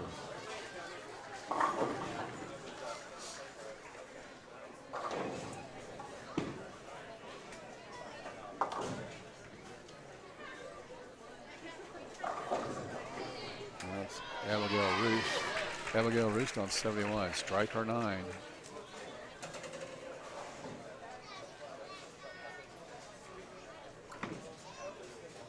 Oh, she missed that last frame, didn't she? That was his 4-pin, wasn't Yeah, it? 4-pin. Yeah. Slid right by it. Sometimes that happens. You throw a good ball and you just don't throw a You're good spare. Yeah, because you're still thinking about Yeah. that should have struck. And that's hard to do. It's hard to forget. Hard to put it behind you and just focus on that pin that's standing. That looks pretty good. Oh, Wow. Soft 10. Ringing 10 pin, more or less. yeah. Got to wiggle. Yeah, I got to wiggle. Here comes Hannah. 4-bagger up. Hannah Hockworth.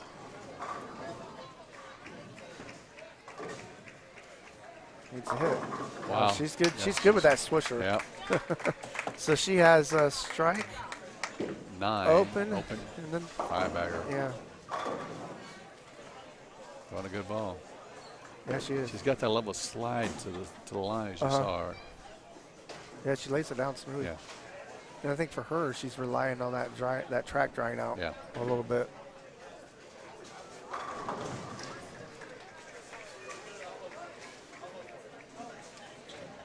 Doesn't say what Hannah's average at, just a high game of 245 with 7 years of bowling. You know, 245 just shows she's capable.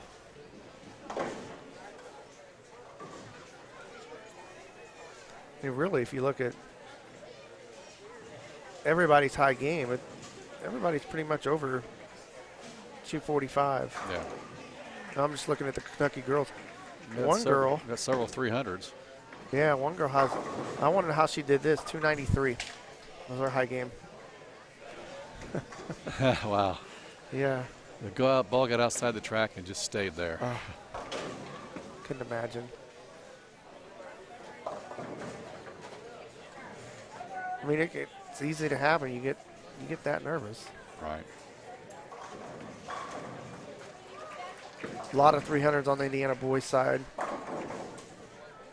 And 800s even, too. Yes.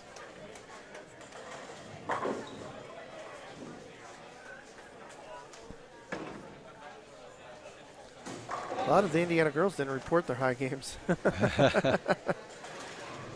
One bowler did. She had 300, 800. That's Marissa Carey. And she was our ladies winner Uh-huh. of the Indiana All-Stars. Yeah, she was averages 210.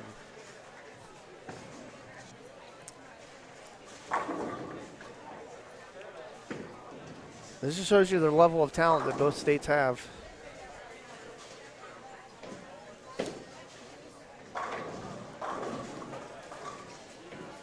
Sasha on lane 71. She got turkey. For Yep, Brooklyn got for a turkey. Brooklyn for a turkey for Sasha.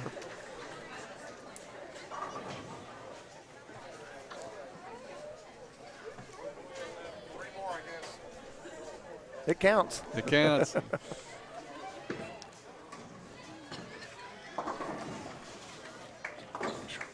I wonder about that. Lauren turned the ball just a Yeah. little bit. She let go of it.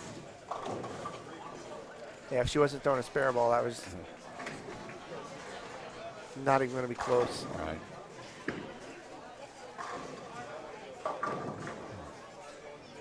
Wesley Boyd going for a four-bagger on 70. A little two-handed bowler.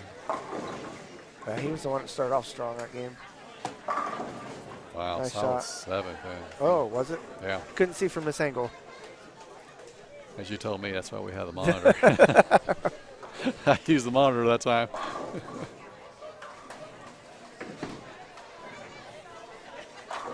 Yeah, we don't use it a lot, but you know, if we ever get in a situation where we have to use it, it's going to be hard because we never use it.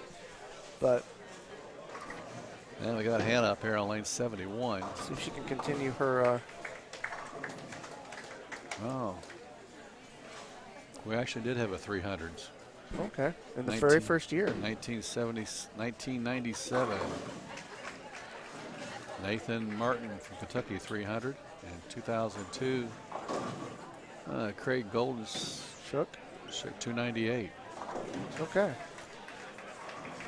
As far as Indiana, we don't have any. Kentucky does. Like I said, we got Hannah going for a six-bagger on 71.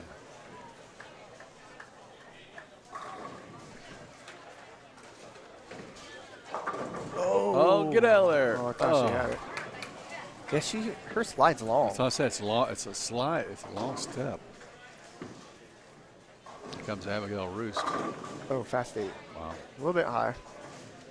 If I slide that much, I would figure. She I got wonder like if a- she has a problem with fouling ever because you know it just looks like she's just sliding on ice. Yeah. Well, it's got a little suitcase, a stops. little bit of a suitcase with Uh-huh. it. And it works.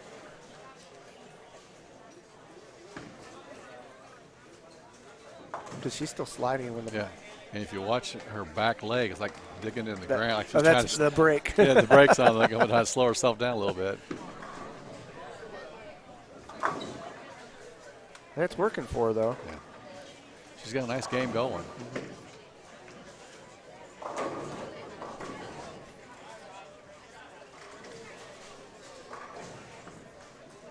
Jeffrey, another. Oh, he picked it up.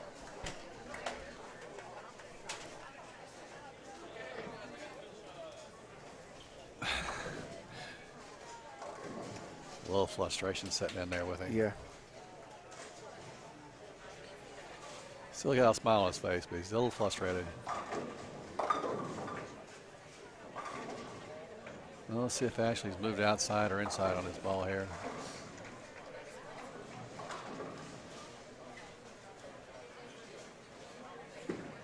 No, maybe a little bit farther in. Just didn't quite turn the corner. Nope. But I think she's got the right idea. At least she hit the pocket. Right. And that ball went high for Jeffrey. He switched balls. He's definitely struggling. You know, but right now it's just kind of like try to get lined up. Because the match play is just a totally different thing. Right. And this is a team. Everybody bowls together. So it's, Yep. if you got one down, you try to pick him up. Abby Bach's great aunt is watching from New Hampshire right now. Okay. Thanks for watching. And she's right here in front of us.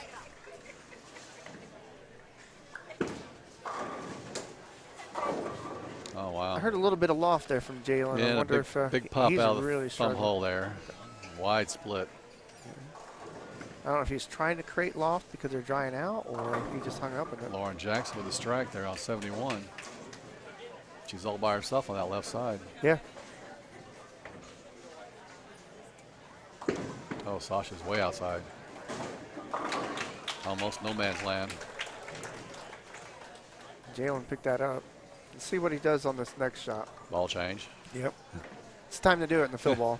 And that's probably why he was a little bit frustrated that he left that split.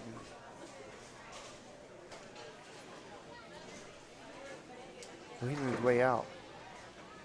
Yeah. I think Jalen's just pure speed right now. 165.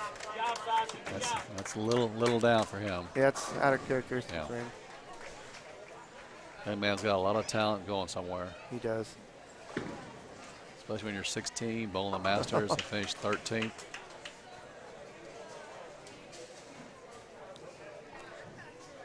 I don't know how nervous he was when he made match play, but man, I would have been. I would have been. He bowled both Tang brothers. Was eliminated by the Tang brothers in that tournament.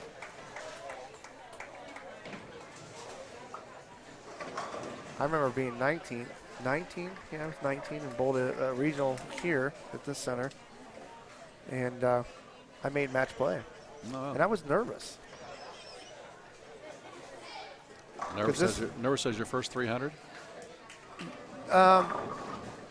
No, it was up there though. Uh-huh. Because, you know, back then it was a combined regional. Okay. And there was 300 some bowlers. So it was like almost a mini national tour stop. A lot of national comes tour Hannah. guys. Nice And shot. she's back on it again. One of my first matches, I bowled George Branham in third. Okay, I know George. And I lost. It was within the first 3 matches. I only shot 540 for the first 3. That's how nervous I was. Oh, wow. And then I get Pete Weber. So you figure it's some guy you looked up towards, looked up Right. to your whole life. And I actually struck out in the 10th to beat him by 2, Oh, wow. That's which something. probably the highlight of my bowling career. There you But go. yeah, I mean, it was nerve-wracking.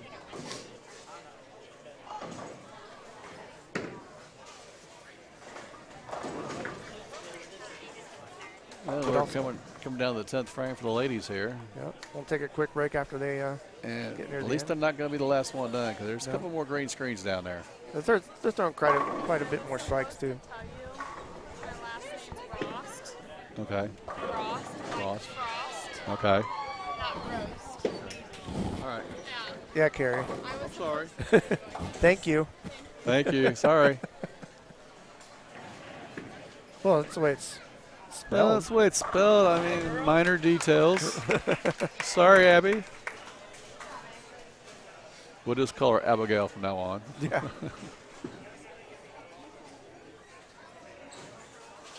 I realize I'm a rookie at this. Well, I probably would have said the same thing. I thought it was actually too. Yeah. You know. You just don't know. You get. At least she's smiling about it. Yeah. Yeah. She was nice. Yeah, but we get given these programs, right before we start. Right. It doesn't show us pronunciations.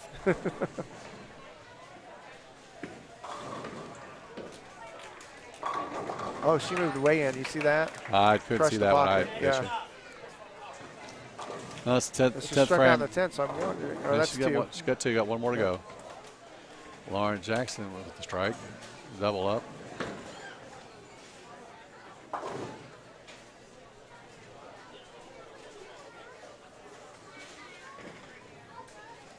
Finishing up on game 2 of 3.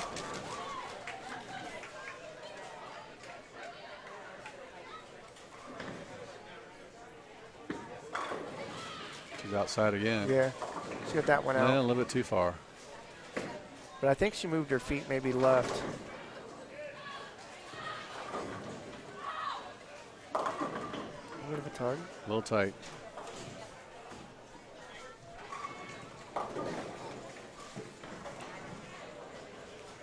They just look tough on 69 and 70 for Jeff and Jaden. Or Jalen, sorry. I made a mistake. That's all right. You're catching up. Yeah. That just never done. I mean, they're playing the lanes a little bit different. Yeah, they're doing a lot of talking to each other, trying to figure it out. Pictures are now available behind 55 and 56. Pictures are now ready for printing and purchase behind 55 and 56.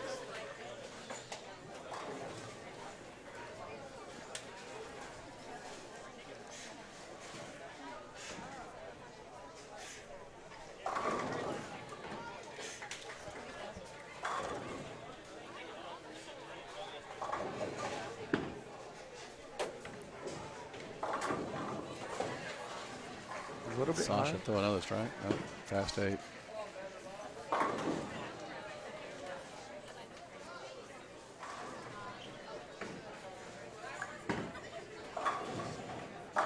See, I think he's lofting on purpose to try to get it over the trying heads. he's trying to cover a lot of territory out Yeah. there.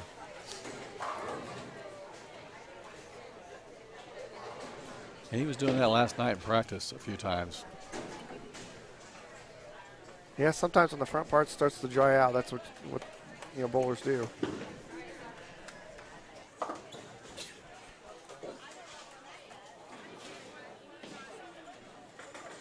Here comes Abby Bach on lane 71. Now lane 72, Abigail Rost.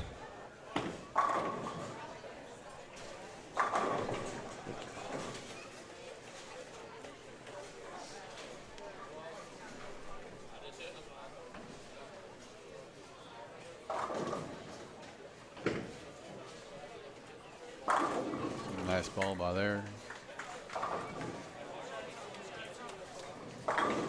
Ooh. Tyler Goodpaster with a strike on 70.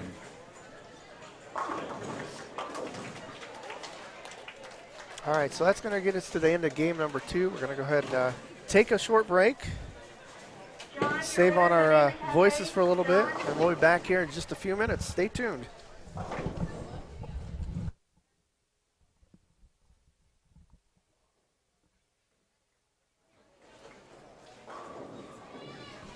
Sit tight.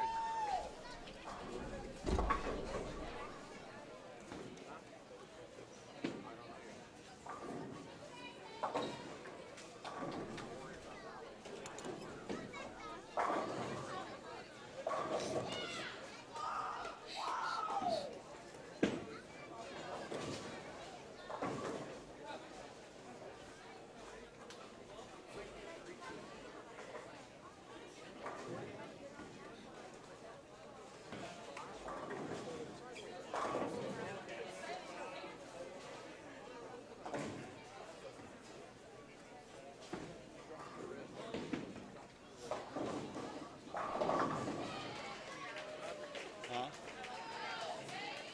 3 ounces? Oh, okay.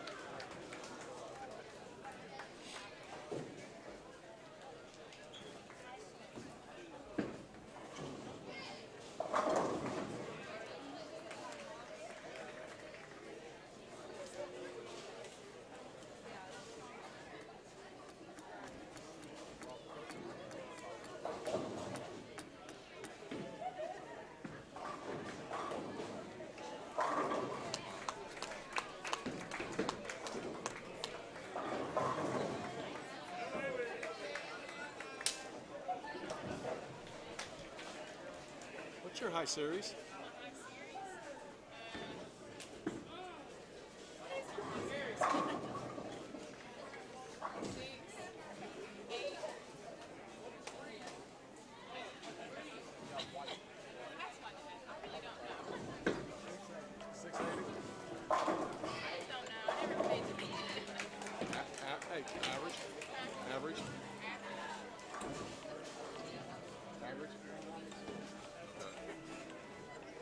it says high game 245. Well, we're not, well, we don't know what she averaged. We just see that funny little slide with her foot. And I'm like, I want to slide. One day she had to break it.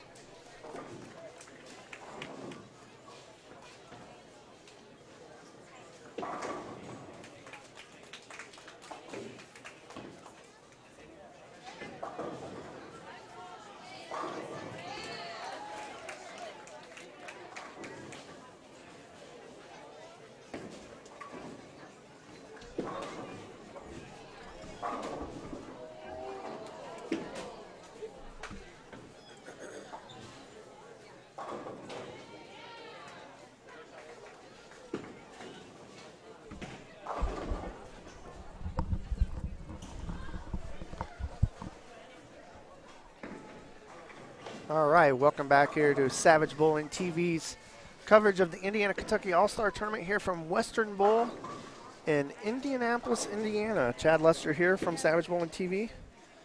Bowlers are in their third team game, and this is the last team game of the day. Scores from this round will determine the overall state champion as far as which state wins the trophy. Also will determine which individual teams win. And the scores here will determine the seedings for match play that begins at 1 o'clock this afternoon. That is a double elimination, 1 versus 16, 2 versus 15, and so on. When we get down to the top 4, we'll have a step ladder final, which is set to begin around 4:15 this afternoon. Again, that time is just approximate because it depends on how long the single elimination 2-game total pin match play goes.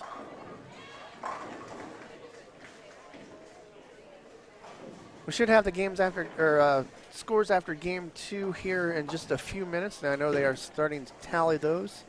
It actually looks possibly like there's one team down at the very end that is still finishing up their second game. So as soon as we get those scores, we'll let you know where we're at. Once everybody's completed bowling, we will sign off for a little while for lunch and be back on the air about 10 minutes till 1 Eastern time. I want to thank everybody for joining us today. If you're in the chat room, say hi. Let us know where you're from. Let us know who you're watching and who you're rooting for. I'm manning the chat room, so I'll talk back, answer any questions you have. And Kerry Kane from Indiana State USBC is back to join us.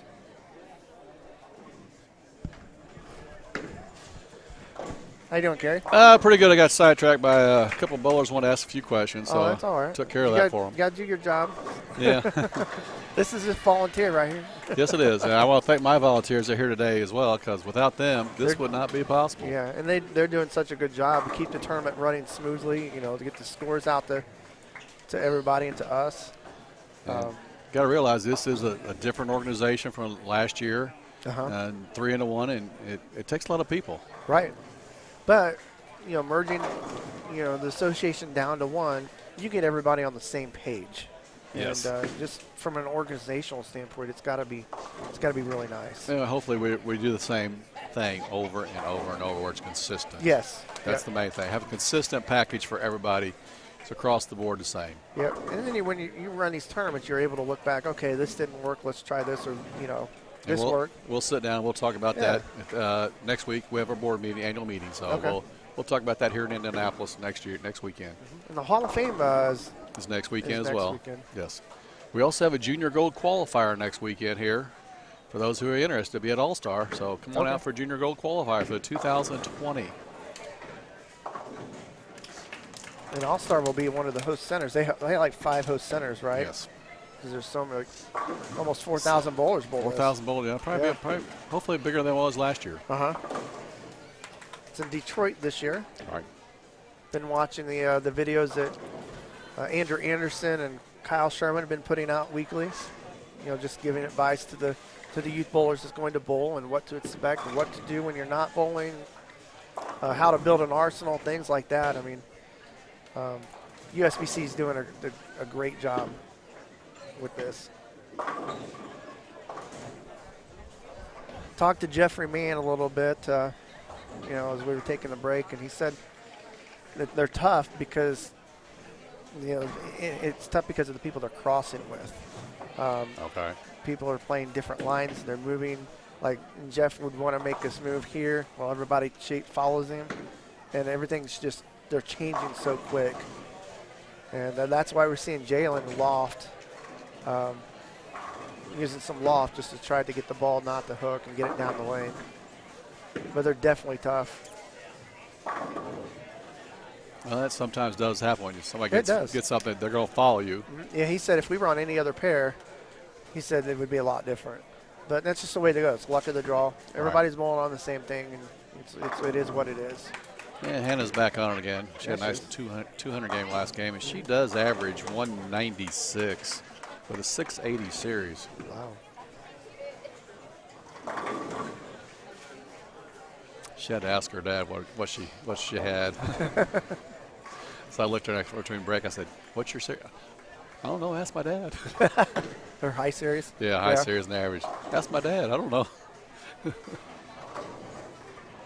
Well, it's funny. Some of these kids, adults do this too. They bowl and they forget what they even just had. Right. And Wesley Boy, the two-hander. Got to just look at the score crushed sheet. it. Just Yeah. crushed it there. Ooh. Saying a prayer to the gods there. I think she did. Didn't want to hurt that 9-pin. Right.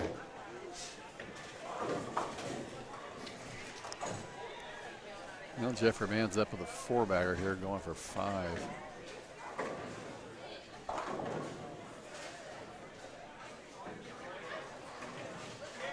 Yep, he's doing exactly what him and his dad talked about, just get way in. Yeah. And A little deeper, a little deeper.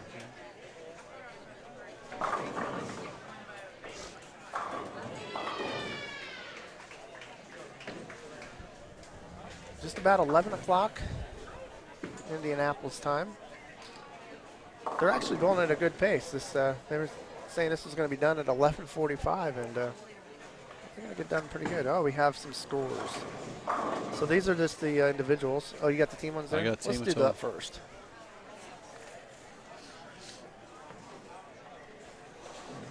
All right, overall total pins. Indiana, 11,669 pins. Kentucky, 11,439 pins. Open up just a little bit of a gap there. The Indiana boys have shot 62-79. Kentucky, 58-58. That sounds like a pretty good year to me, 1958. Yeah. And the Indiana girls is 53-90. Kentucky girls, a little lopsided there, 55-89, 81. They got quite a big lead. Yeah. They're trying to carry the Carrying the girls there for Yeah. us. Yeah. All right, so the individual scores for game 2. We don't. Well, let's look at the total scores.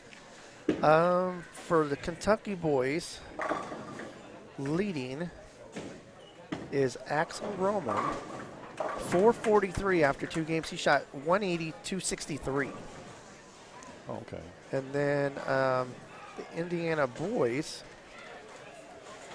the leader is. Siphon through here on this. It looks like Nicholas Bowman, 2-time state champion. Yes. Comes from a bowling family. Yep. 444. He had 201, 243. Well, for the Kentucky girls, leading is like 411. Hannah Hawkworth right here on lane 71 and 72. Oh, wow. Yeah, 184, 227. And for the girls, it'll be Shayla Gwynn, 410. Next That's closest is 409. Pretty close one right there. And that's Shayla Gwynn and Brianna Gibbons. Yeah, leading the team for the Kentucky boys team is Team 3 with 1594, and for Indiana boys, it is team number 1 with 1617. I misspoke on that one. Kayleigh Height, 433. 178, 255. Girls Okay. team number 1, leading at 1524. So let's see here. Chris Adams here in the chat room just told me that Lauren Jackson has signed a bowl for him at Bethel University in Mishawaka. Yeah, Congratulations, congratulations. Congratulations, Chris. You're getting a good player, and I'm sure you already know that, Chris. Smooth little lefty.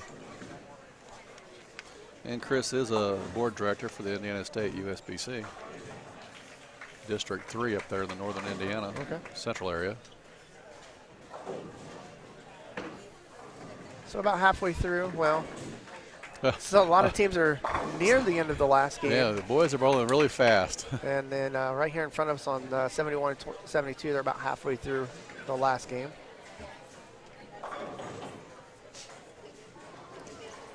And then the fun begins Yes. after lunch. After lunch, single elimination, 2 games. There's scholarship on the line, and the champion gets an entry to the junior gold Right. next year. Next year, Right? right here in Indianapolis. So there's really a lot on the line. You know, this isn't Not just only, for not only state bragging, bragging. not only bragging rights. We got This some is money not out just here. state bragging rights. There's money involved and entries into junior gold, which really, you win junior gold, that changes a lot of things for you, for your future. I mean, that's a bunch of scholarship money. Yes, it's a premier package. Yep. And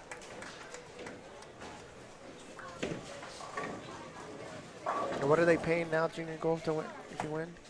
I don't know, to be honest with you. I mean, I don't remember how much Jeff won, but yeah, I mean, I think it could pay for at least 1 year of school, maybe 2.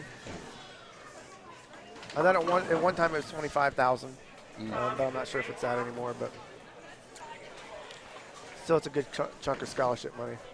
And you can't pass that up. Their parents need every little help they can get. Yep. I mean, And I work TKOs and, you know. Yep, and I work in higher education, so I see, you know, what parents and students have to go through as far as, you know, financing their college. So. Right. Even the scholarships the states give away, you know, it's not a big amount of money, but still, it comes in handy. You know? It does. I think this year we only had like 7 applications for scholarships this year. It's totally shocking when you bring the 3 organizations into one. You figure we'd have a whole bunch of scholarship. No. Wow.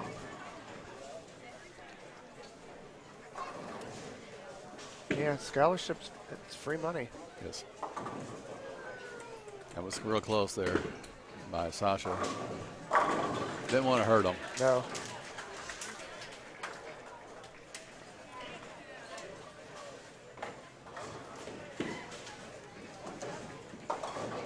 Cade chops it out there. Jeff's mom said Jeff won 10,000 when he Okay. won junior gold.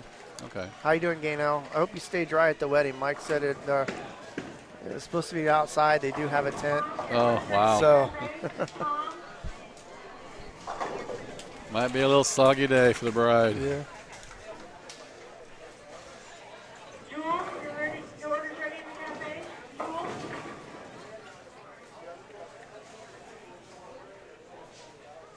Yeah, the rain is in Lafayette right now. Oh, wow. But that's where Mm. it's Yeah, heavy. Yeah, a real big red mark there.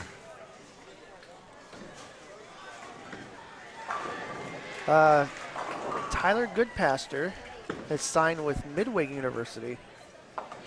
His mom's really proud.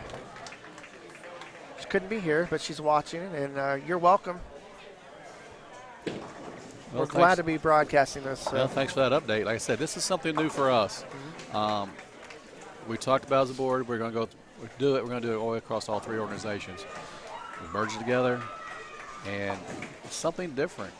It really is. It's a premier event, so we felt it was needed. Yeah, and you know, live streaming is really the way to go nowadays for bowling. You know, it's done on a national level. You know, we covered a couple national events, but it's nice to be covering this for the state because, especially on the youth side, because you have grandparents, aunts, and uncles that live out of state and they can't drive that far. Right. You know. I said I appreciate Savage Bowling coming on board with us this year and helping us out.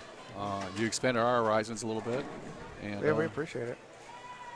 Yeah, I know there's dollars involved, but you know, we thank you for that opportunity.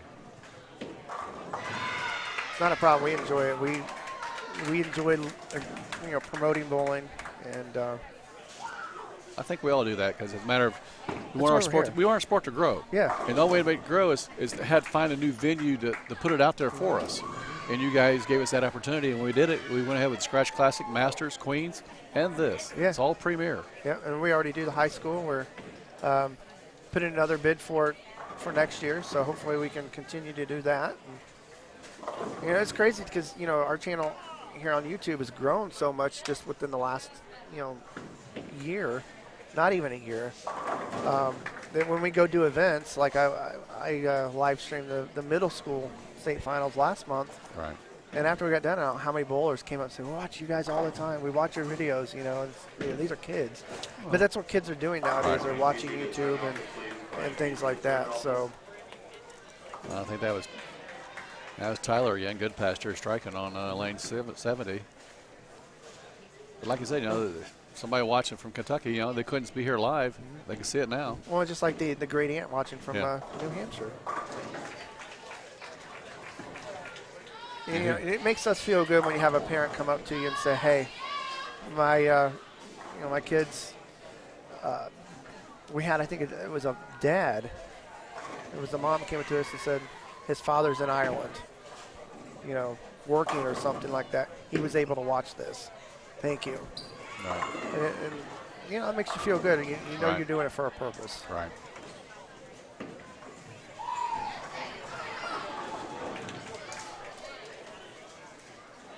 Oh.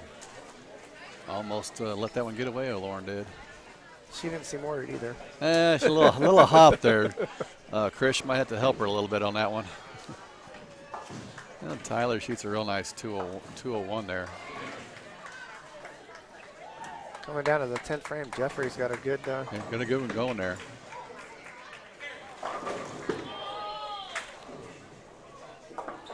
Sasha makes her spare.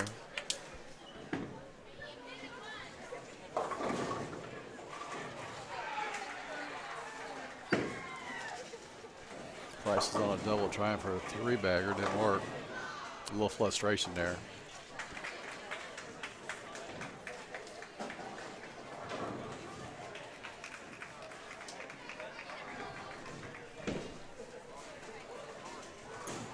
Well, Wesley had a 7-10, went right down the middle of it. Oh. All right, let's see if Jeffrey finished on a good note after 2 rough games.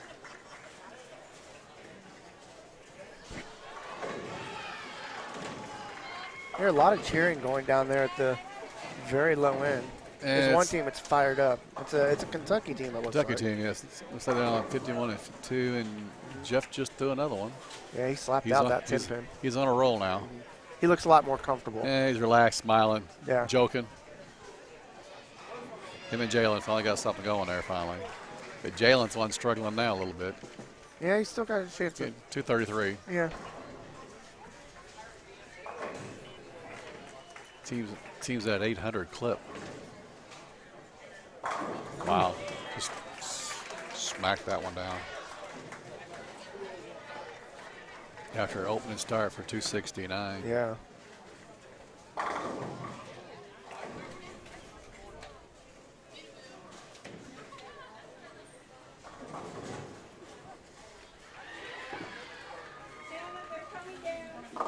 Nice ball by Hannah.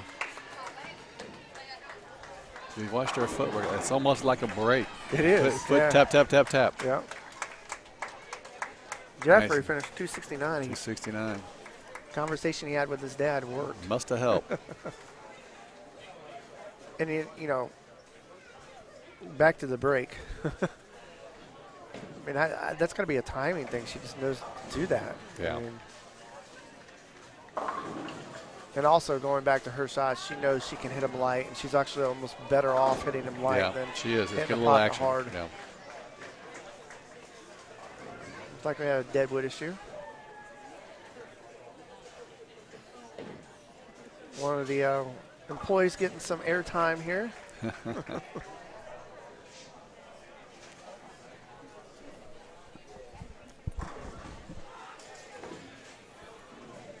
Once again, I want to thank our sponsors for sponsoring all the Indiana State events this year.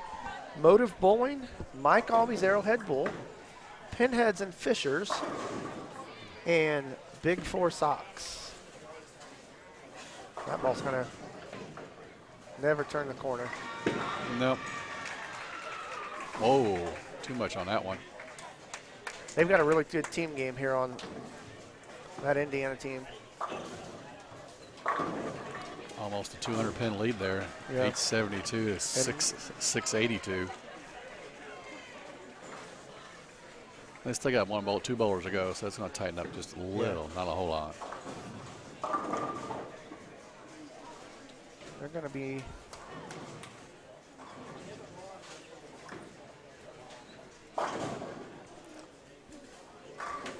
$880. Yeah. 881. 881. For 4. So that's going to give them their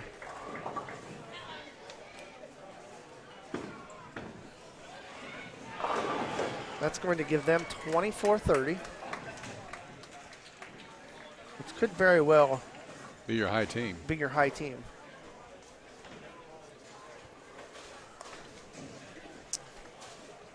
Could be your top 4 seeds. Never know. Yeah. Yeah, Jeffrey's going to 269. Well, Jeff's a little slow. He had 363, so he goes 632. Okay. Well, I didn't see the 2 400s here. Yeah. So.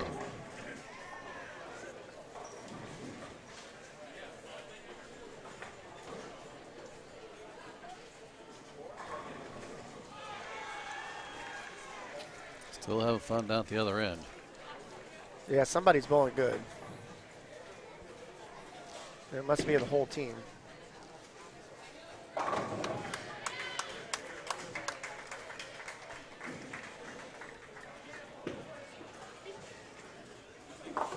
Nice spare. Yeah, brought.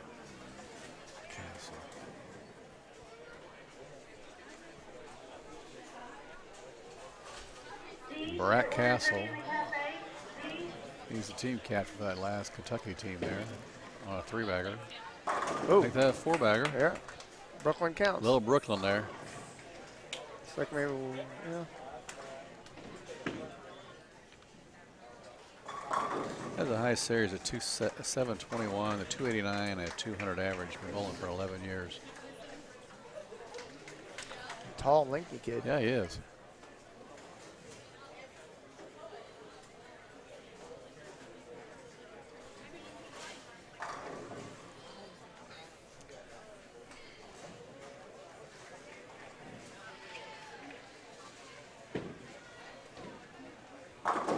Solid 5-pin. Should have stayed Brooklyn. Yeah, it looks like he didn't need a lot on the ball, too. No. Well, Hannah's a little wide. Don't matter. A little wide. Caught Make him. enough of the drive that Yeah. it came back, and it came Yeah. back hard. Yes, it did. She's got some room out there. She's throwing the ball pretty well. She is.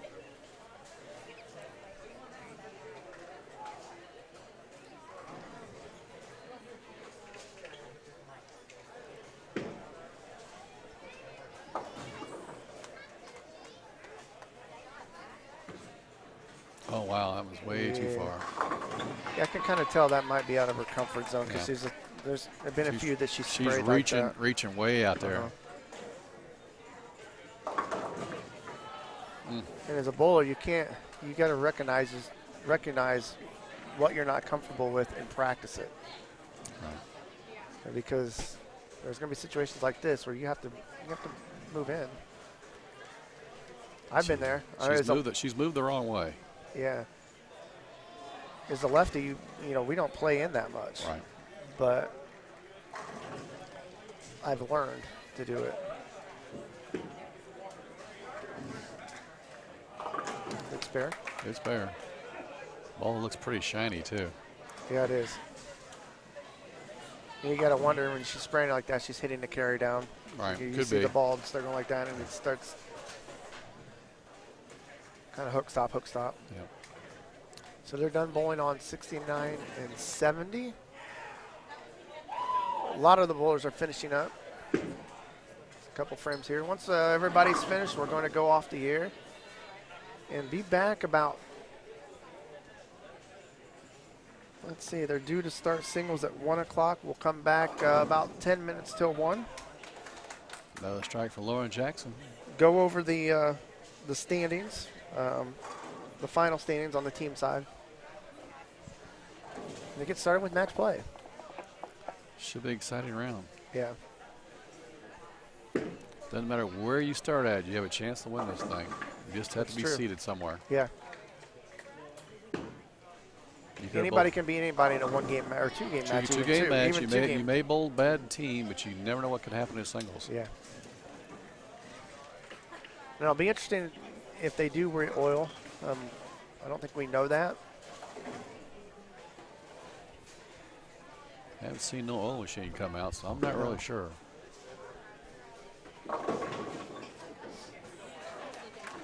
But you got an hour break, so you would have time to oil.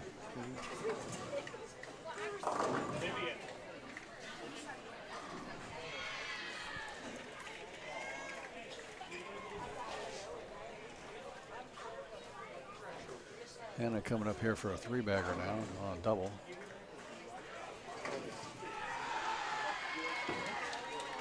Got it out, but it's going to. Gets it out, it comes back like a little freight train. Uh-huh. She's definitely got it going again. Along that little tap, tap, tap.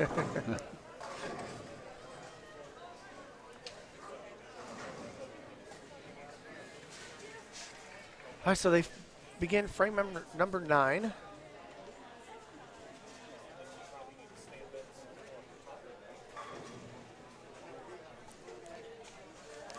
For those of you watching, once we go off the air, this portion of the live stream automatically archives on YouTube, so you can go back and watch it later on if you want.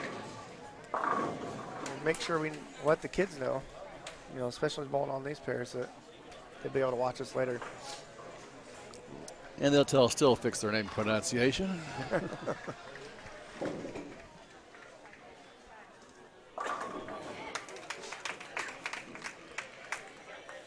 Ashley with another strike.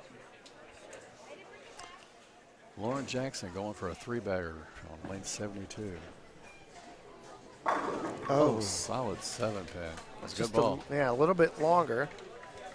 Good ball. Changes to her spare ball. She's been really consistent on her spares outside of that first frame when she missed.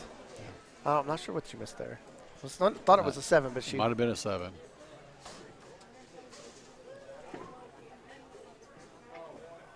Oh. Turns it over there just a little bit. Yeah, she got to learn to flatten that out and throw a straight ball.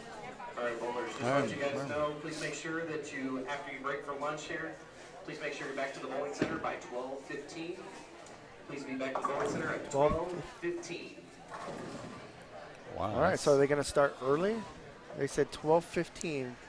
So we'll have to find out here for sure. Right. So we can let our viewers know what time we're going to go back on the air.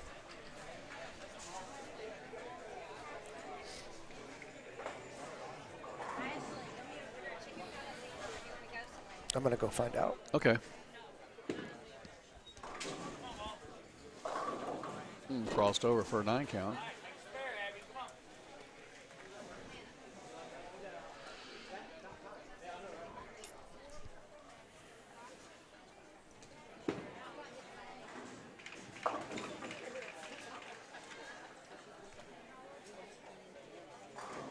Still got 3 pairs bowling down at the other end. They're on 70 and 72. Abby Bach going for a spare. And she spares. Abigail up to bowl now in the 9th. Nice. A little tight. A little tight, but I got it.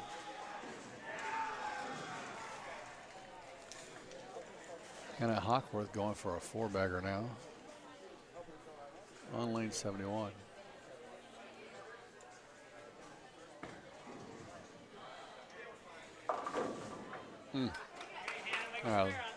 6:10 left. Got a nice game going.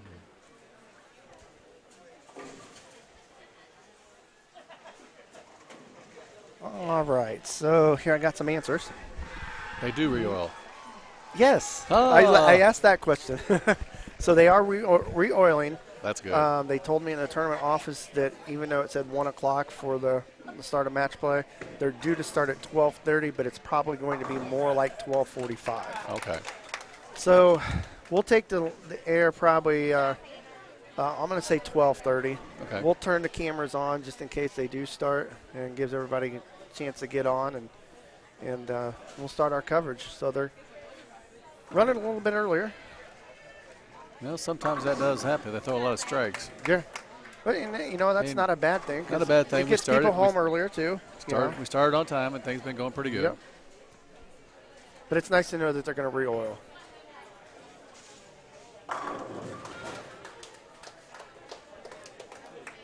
And Jeffrey was standing right behind us, and he's like, I walked past him, he goes, do you like that? I said, it's about time. That's what we expect from you. There you go. Almost perfection, but close. Yeah.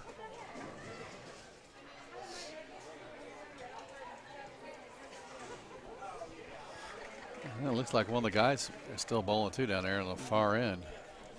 Yeah, that's the pair that ran behind. But it didn't seem like it's too far behind. You know what? That was a girls finishing last, but may not be this time. No. They're in the 10th frame here.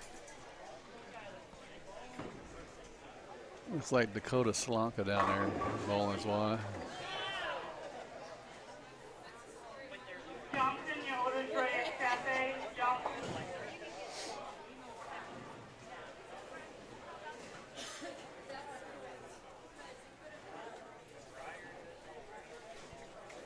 Of course, when we do come back to singles, it'll be Indiana 1 bowling against Kentucky number 16.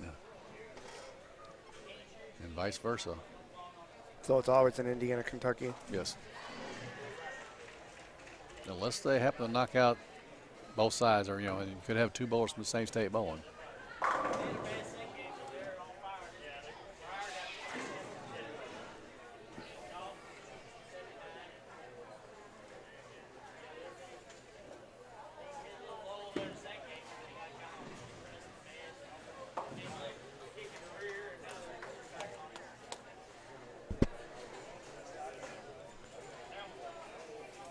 Well, let's see if Lauren Jackson can get back on it here on lane 71.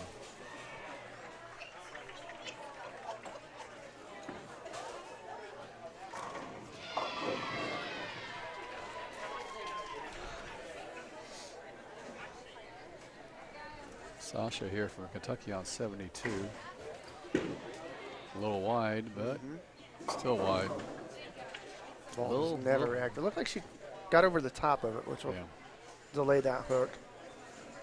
Could still have a little oil out there, too. Yeah, you got to figure it's probably a lot of it's moved to the back end. Yeah. Tends to get streaky, I'm sure.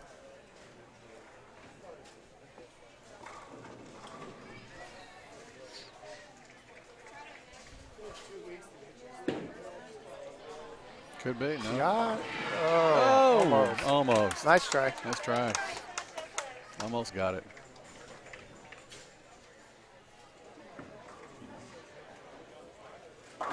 There you go, Lauren. Nice ball. Nice finish. 183 for Lauren.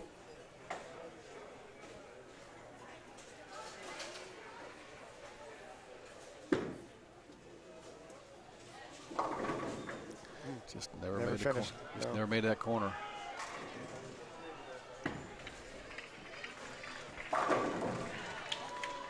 I'll take it. Brooklyn. Yep. Counts on the scoreboard.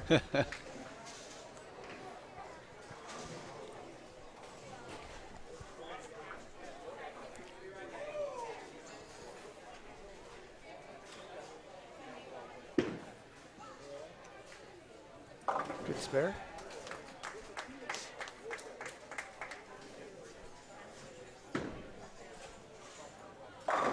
Wow. She liked it so well, she came back for another Brooklyn. You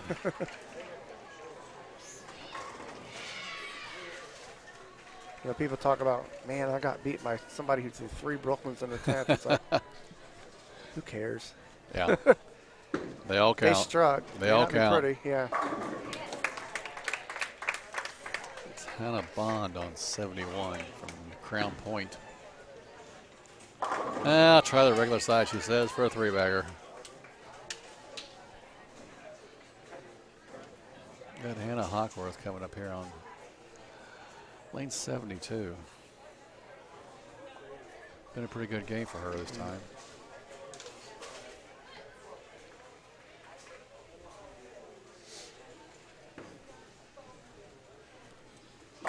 Oh. She tried to lean that one in, looked Yeah. like. Nonetheless, it's still going to be a pretty good game, really good set. Yeah, possible 211 for her, 212. She's going to be one of the higher seeds, figure, if not the highest. Good spare. I think she was kind of worried about that when she let it go. Yeah, she tried to kick it down. Yeah.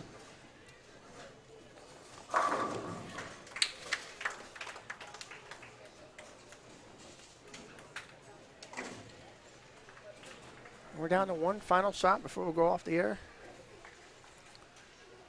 Once again, we'll be back at 12:30 for the start of singles match play.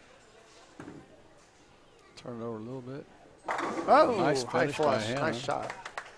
Nice I thought it was 212. going high. And it still kind of just, She could be no worse than third seeding in her division. you would think, yeah. Yeah, 433 and a 422, just ahead of her.